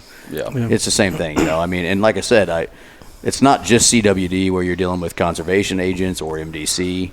I mean, there's a shit ton of things MDC does that I'm like, yep, got that right. But then there's other things I'm like, yeah, I don't necessarily love that. One thing we haven't talked about was consuming the meat. Eating it. Yeah. Cook that shit. I mean, that's... I consumed it. Yeah. I mean, and it goes That's back... what's wrong with you. Damn it, this is real. That's the problem. We just wasted an hour and 30 minutes. Well, who knew? Keep in mind, though, I did say it's chronic, and it takes a long time before, the effects that really set in. I was about ready to start Ozempic. Now I know what happened. Shameless plug for an Ozempic advertisement. No, there really was. Made you guys $1,200. Nice. I think it was upstate New York. They had a community feed, and they fed like 250 people. And they found out that they fed them CWD positive meat. And so what they did, they actually asked them to come back and for regular checkups. And I think there was 80 or so that agreed. And so they would come back every so many months, and they would just do general checkups. And they hadn't, at this point, had not found any signs. Crossover. Nothing yet. But here recently, I think it was 2023, 2 gentlemen ate contaminated CWD meat, and both of them died fairly quickly with onset neurology type disease. Now they were still studying it, trying to figure out if it was related. But like they said, how old were they? Older. They were 70. Did they get the vaccine? God bless. Here we go. Sorry. Here we go. Just one jab. I thought this whole thing was going to turn about stool samples. We can still make that happen. From the You already gave yours. the bird and chili feed or whatever it was. Oh, shit. Yeah, see, I mean, I'll be honest with you. If you're one of those folks that are like, it's fake, because I hear that too. It's fake. It's made up, blah, blah, blah. And then someone brings you let's say a burger or something. This one's got CWD. You going to eat it? Are you going to eat it? I don't know if I would, to be honest with you. We should probably say this. Skylar did, it sounds like. Mike has been So through it. you got one that was tested positive, and then you ate it, or what? Mm-hmm. Ate the whole deer. Nice. Love it. Wife don't know about that one, huh? Yeah, I ended up throwing away most of the summer sausage only because of the temperature that it's cooked to, Right.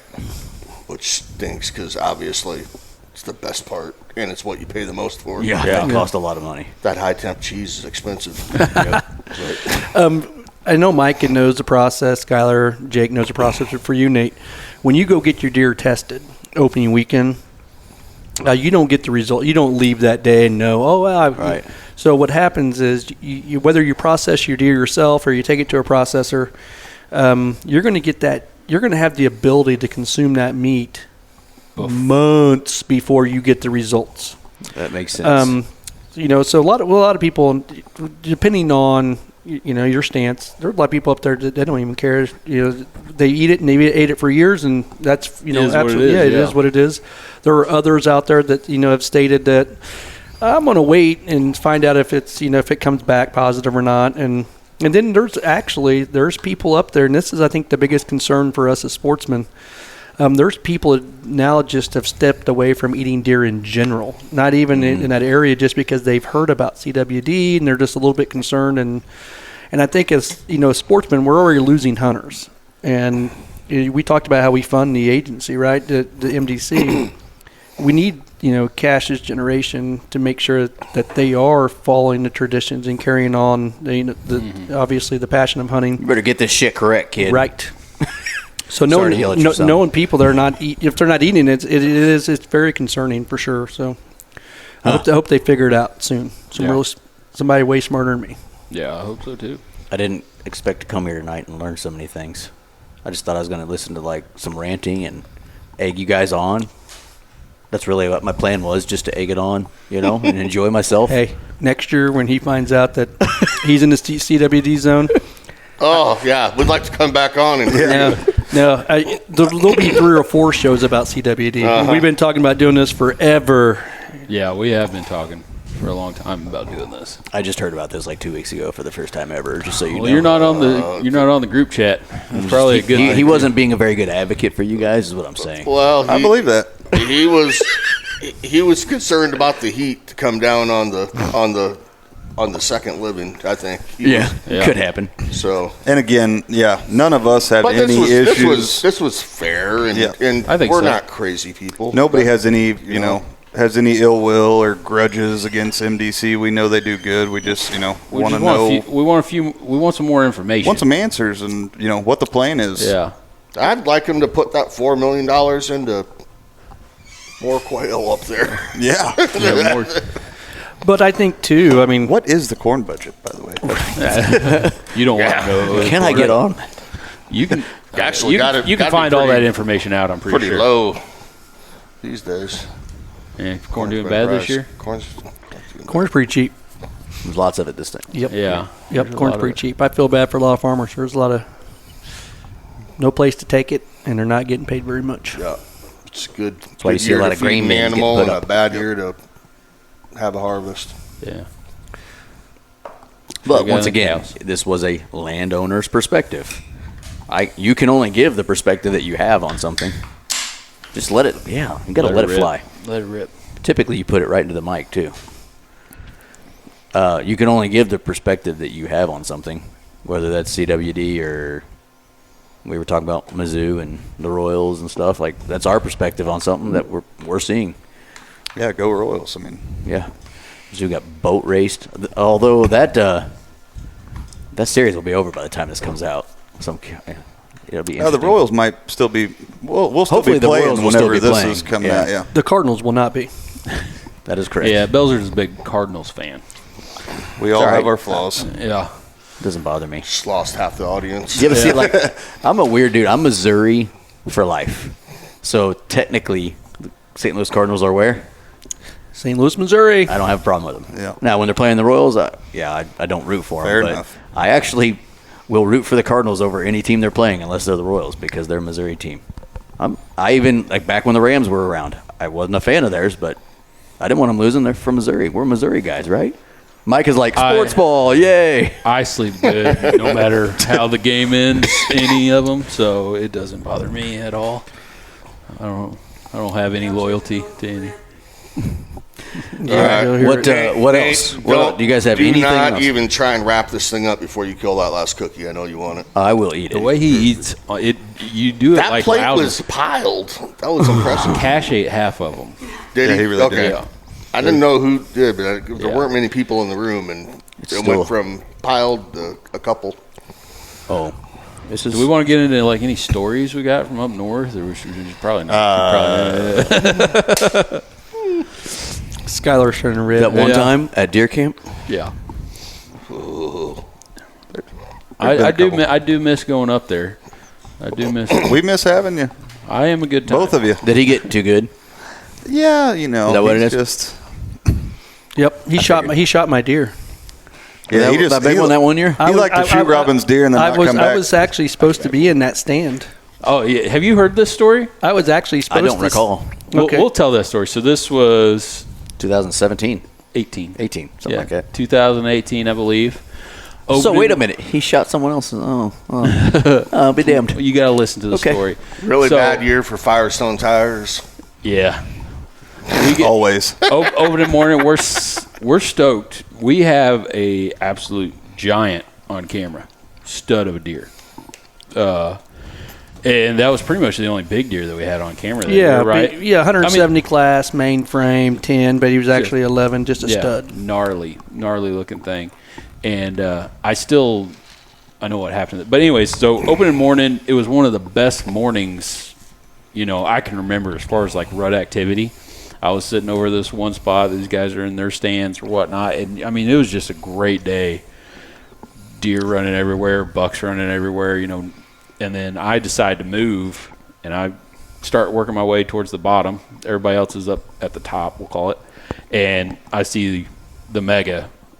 I think it was still the one that got shot, like the main deer that we were after. Yep.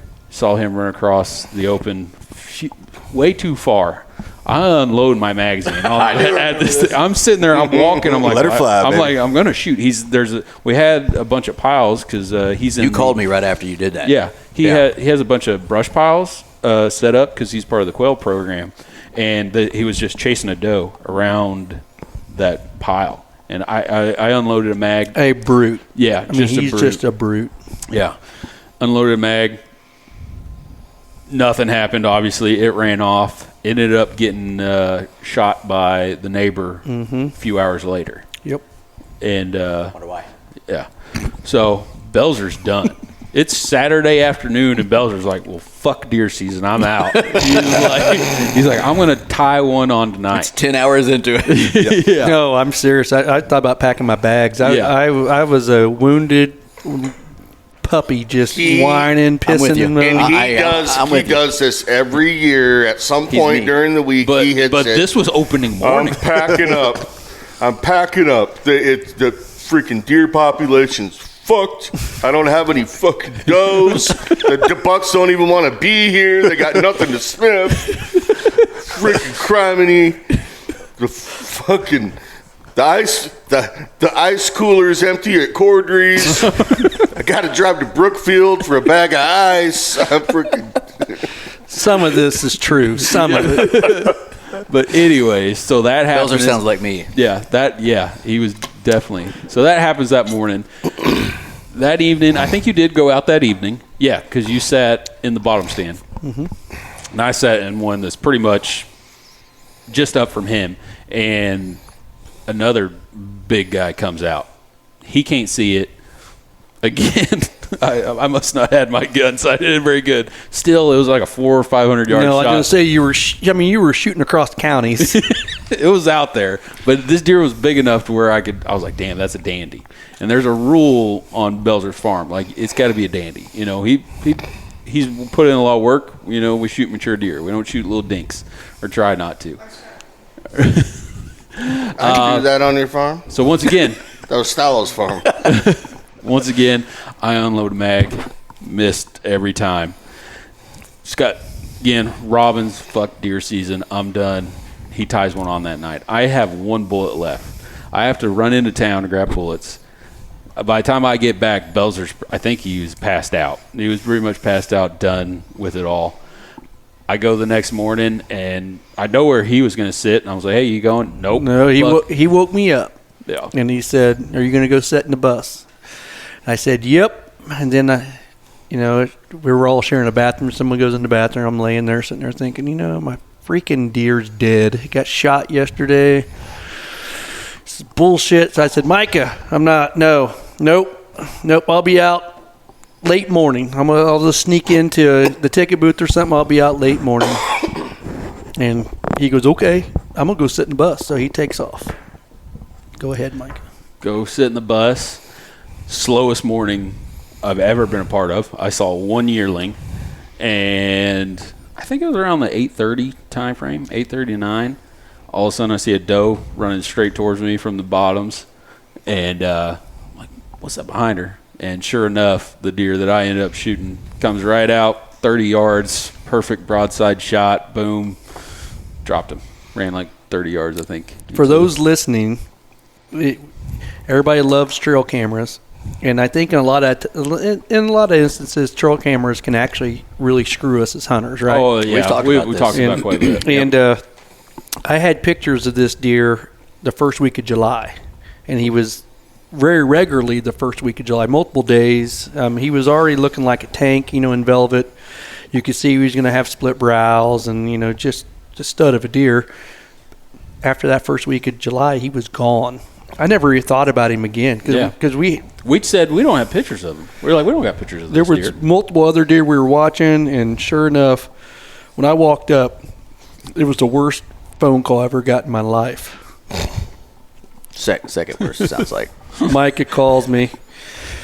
Yeah, you're gonna have to come down here and help me. Got one down. I said, is he a dandy? And he goes, yeah, you're going to have to come down here.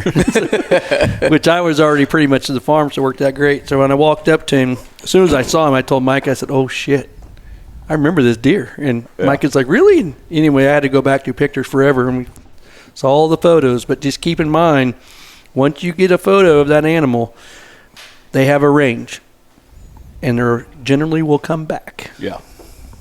So it was pretty cool. And I got some flat tires out of the deal. Yeah. Boy, Jacob came. How many did you end up? Was it 2 or 3? 2. Two. Yeah, for sure. 2 flat tires. 2 had to borrow a spare from Robin just to get home. It was and the spare wouldn't drop. Yeah.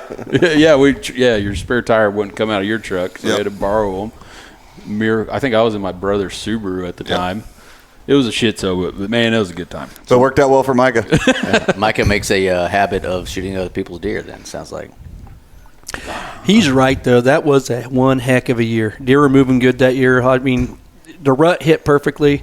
As far as our deer camp, there were giants killed. I mean, Micah's finished third in our big buck contest. Big buck, Yeah. and I finished third. And that was a 164-inch deer, and I finished third. Yeah, no. What did the winner go on that year? 175, I think it was.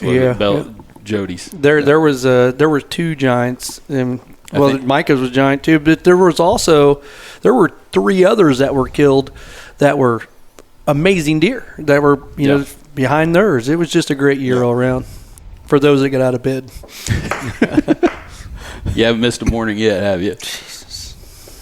It was a good time. That's awesome. Nobody ever shot a deer before 10 a.m. Famous words. Those are famous words. Oh, Micah's told me a lot of the stories from up there. Of course, now being up there, it's some of the most coyote hunting. I've seen the places, and he's like, "Yep, there's the bus down there. There's where I did this." And it's some of the most gorgeous country in the state, in my opinion. It's my favorite place to go. Yeah. To coyote hunt, the rolling hills. And just, No matter what Skylar says, North Missouri is God's country, not Iowa. Well, I love North Missouri. you guys say it a lot on your show, and you've had different guests. Missouri used to be, I always call it the sleeping giant state. The secret's out. Yeah. I mean, it used to be the sleeping giant. You can get some of the coolest, most mature deer even now in the central part of the state and even the southern part of the state, when they used to just be Bambis down there. You guys had Danny on the show, that 2 main beam buck, this 200-inch deer. I mean, it's just crazy. The deer it you still can get- is a sleeping giant because, in my opinion, this is just my opinion, Missouri has the possibility to be the best whitetail state in the world, in the country. If we managed it like potentially other states do. Now, I don't mean, I hate out-of-staters, none of that, but, it's easy to hunt here. So we have more hunters than states surrounding us. Tons of public ground where people can come And in. that's awesome. That's a great thing. That is awesome, but it brings in, I follow some sites on Facebook, and, a lot of people from, out of the state they're asking about which park they should go to. Which, by all means, they should. I hunt out of state. You guys hunt out of state, so I have no problem them coming in. That's not a problem. Yeah. It's just, I think it should be a little bit. It's easier to hunt here, and you get 2 buck tags. We have rifle season in the middle of the rut. It's just not this year. It has changed. It changed Third this year. weekend. to what? It's the 3rd weekend now. Shitting me? No, it's you mark my words. What date? What date? 16th. Mark the tape. Next year there will be giants killed because of the way that they have rifle season this year. Now I got a question. What is the actual date that it starts? I think it's the 16th or something Yeah. like that. Yeah, It it's was the later. 16th to the I'll be danged. 26th. That's interesting. I got to ask you, because you guys are all y'all are rifle hunters, right? You got one of them gaybos, but for the majority of the What do you mean by gaybo, Micah? We made it almost 2 hours, and there it was. So Micah said that.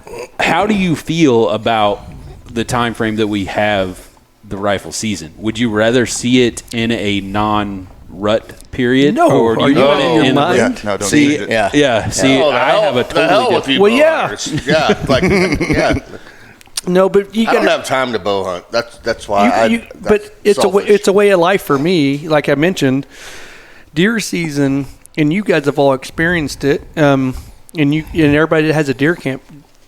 Rifle season is not just about deer hunting; it's a family reunion. Yeah, it's a tradition type thing. And it's sitting around the shop door waiting for the next guy to pull in with the truck to see what he's got in the back, and so obviously hunting in over the rut. Oh my God, it's way better.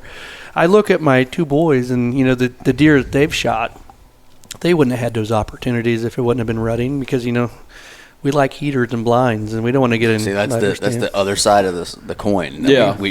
We've talked about it a million times. Hunter recruitment. Kid like Cash, let's say when he was, 8 years old. Well, do you remember how old you were when you killed your first good deer? I think I was 8. There you go. Yeah. Okay. So let's say he didn't kill that year. Yeah, that was his first deer. And then that's a good deer. And then let's say when he was 10, he didn't kill that one. And then when he was 12, he didn't kill that one. Now you're 15, 16, whatever, however old he is. I don't want to deer hunt anymore. It's stupid. I don't kill anything. Right. That's the risk you take when you take something like a rifle season in Missouri out of the rut. Yeah. It is harder in general to kill mature bucks when they're not rutting. So it makes it harder if you are, let's say you moved rifle season to December 15th through the 25th. It's going to be, you're going to see numbers go down. It's going to make, deer get older and bigger. That's the other side of the coin. And I really never know what the damn answer is to it, right? Because Missouri could be just, a beast. It could be Iowa times 2. Takes me back to the out-of-state things. I think if you put either a point system or something where...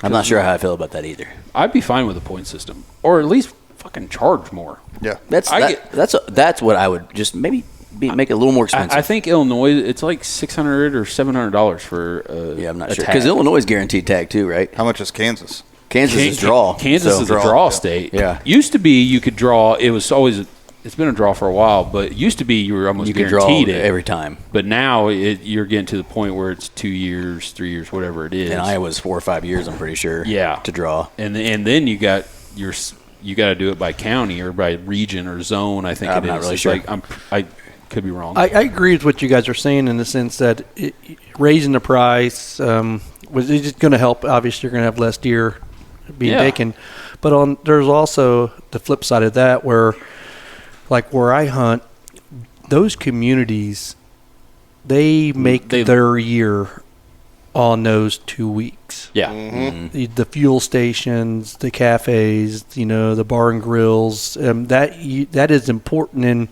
And when you're sitting there and you're parking your truck, you'll see Florida tag, you'll see Oklahoma tag, Georgia tag. Everybody's coming in. So it's one of those. It's Yeah. It's a moneymaker for sure. We've all made, all of us. Or this North Missouri crew made lifelong friends. Oh yeah. With people that we just met from being up there so much. Oh yeah. I mean, just the local watering hole. You know, I'll walk behind the bar, or used to walk behind. Hey, I'm grabbing another one, sort of thing. And, really small communities and stuff like that. And They never paid his tab. No, I definitely did. We also believe that about him too. Yeah. No. See? So Tab jumper. no, I'd probably get my ass kicked if I didn't pay it up there. Fair point. Fair Yeah. point. Nice. Hey, quick question: did you guys put in for bear and elk? I put in for my elk, didn't get it. Yep. I haven't been. I don't in ever the put bear. in for bear. I put in for both, and I guess I didn't even check. I guess I didn't get it. You would have known. Yeah, you should have gotten it. You would have known for sure on the elk, I'm guessing. No, they quit calling people Did they really? about it. Me and Because Micah- our one buddy, the one guy from the show that got the tag and So killed an elk. So they Did just email you. Yeah, I'm pretty sure your email. You might have to check. Yeah, I think you check the tag. Well, you get online. So, but they were going to allow more elk to be harvested this I know year. there was talk about opening it up for cow elk. I don't know if that actually went through. Yeah. I don't know. I I haven't thought followed so. up. I think so. It might have. I don't think they increased the number of tags, though. I think it's still okay. 5. But that's awesome what they're doing. Oh, dude, yeah. Hey. but Same with bear. the CWD point though is that's another thing that's very interesting about the elk, and you talk about how much money they've invested in that program. I can't imagine what they're doing to try to Keep it out of that. Keep it To out not of that have- yeah. area. Yeah. Is it It's- in that area right now? Yeah. So it's in Shannon County. I'm pretty sure. So The it is next then. neighboring county is where Peck Ranch is, and I believe it's there, but obviously it's not close there. I don't think they're going to be doing managed culls in the elk herd. On the elk, yeah. I don't think that. You're probably right. You're probably right. Those things are worth a lot of money. Oh, my God. I can only imagine. But whatever. I mean, yeah, I thought it was a good debate. Not debate, good conversation. You feel how you feel. It's okay to feel that way. And like we said 1,000 times, if somebody wants to come on and Talk about throw the some other more side of knowledge it. on there, Yeah. more than welcome to. Just give us. If you listen to this as someone who is a scientist or A friend of one. agent or knows somebody and God dang, that those landowners don't know what they're talking about. Let me help them. Call us. Please do. Get a Yeah. hold of us. We'll Yeah. we'll have you on, man. It's I like learning things when I do podcasts, and I learned stuff today. And if we had someone else on, I'd learn stuff about that because I really, to be honest with you, it hasn't affected me we've talked about. And I also just don't give a shit about a lot of things that I can't control. So Yet. yeah, yet. And even that, I don't own a farm, so I don't have to worry about it. But if they called me and said, hey, can we cull? I would say no. And then I'd be like, well, it is what it is. I can't control it. They're going to keep trying. But yeah, it hasn't affected me yet, right? It's affected 2/3 of the people that live in counties in Missouri now. So you would think they're paying attention. And the ones who it's not affected yet, this is maybe an opportunity for you to think about what's might be coming. Micah and I hunt in a county now that is bordered by CWD zones. Mm-hmm. So, and Just a matter of time. those counties were new 2 years. I think Or last was it year. last year? So last year. yeah, I would assume it's a matter of time before they test one positively in our counties. Yep. It is what it is. Okay. Anything else, boys? Oh, hold on. We need to talk for another 45 seconds. You're just making shit difficult. Make it 2 hours. Thanks for coming on. Appreciate it. No, it's a lot of fun. I definitely appreciate it. Thanks for the It's a time. blast. Yeah. Long time coming, and we enjoyed. I'll be honest. I thought we were going to presentation. get a lot more shit talking in, but it is, you know. Well, we figured you didn't want that. We were trying to keep it PG for you. Yeah, but No, yeah. I mean, it's fine. Hey, we're just glad to be on. we're here. listeners. was this We're just a listeners. warm-up? We know usually you're the one that like takes it sideways. We got how many seconds we got left to talk about salad bars? 12. Go. Hey, but really important. This is really important. One of the most impactful sportsmen in my life was my Uncle Kenneth. He's 99. He's going to turn 100 in November. He's actually in the hospital. He's not feeling the best, so I just want to send out good vibes to my Uncle Kenneth. He always took me fishing and hunting when I was a kid, and wonderful man, and I look forward to celebrating his 100th birthday the week before deer season this year. Damn, That's Uncle awesome. Kenny, Yeah. you're feeling better, dude. Yep. And happy early birthday, because you're going to be fine. Yep. That's cool. All right. Later, See you, guys. boys. We're out. Glad to be here. Bye.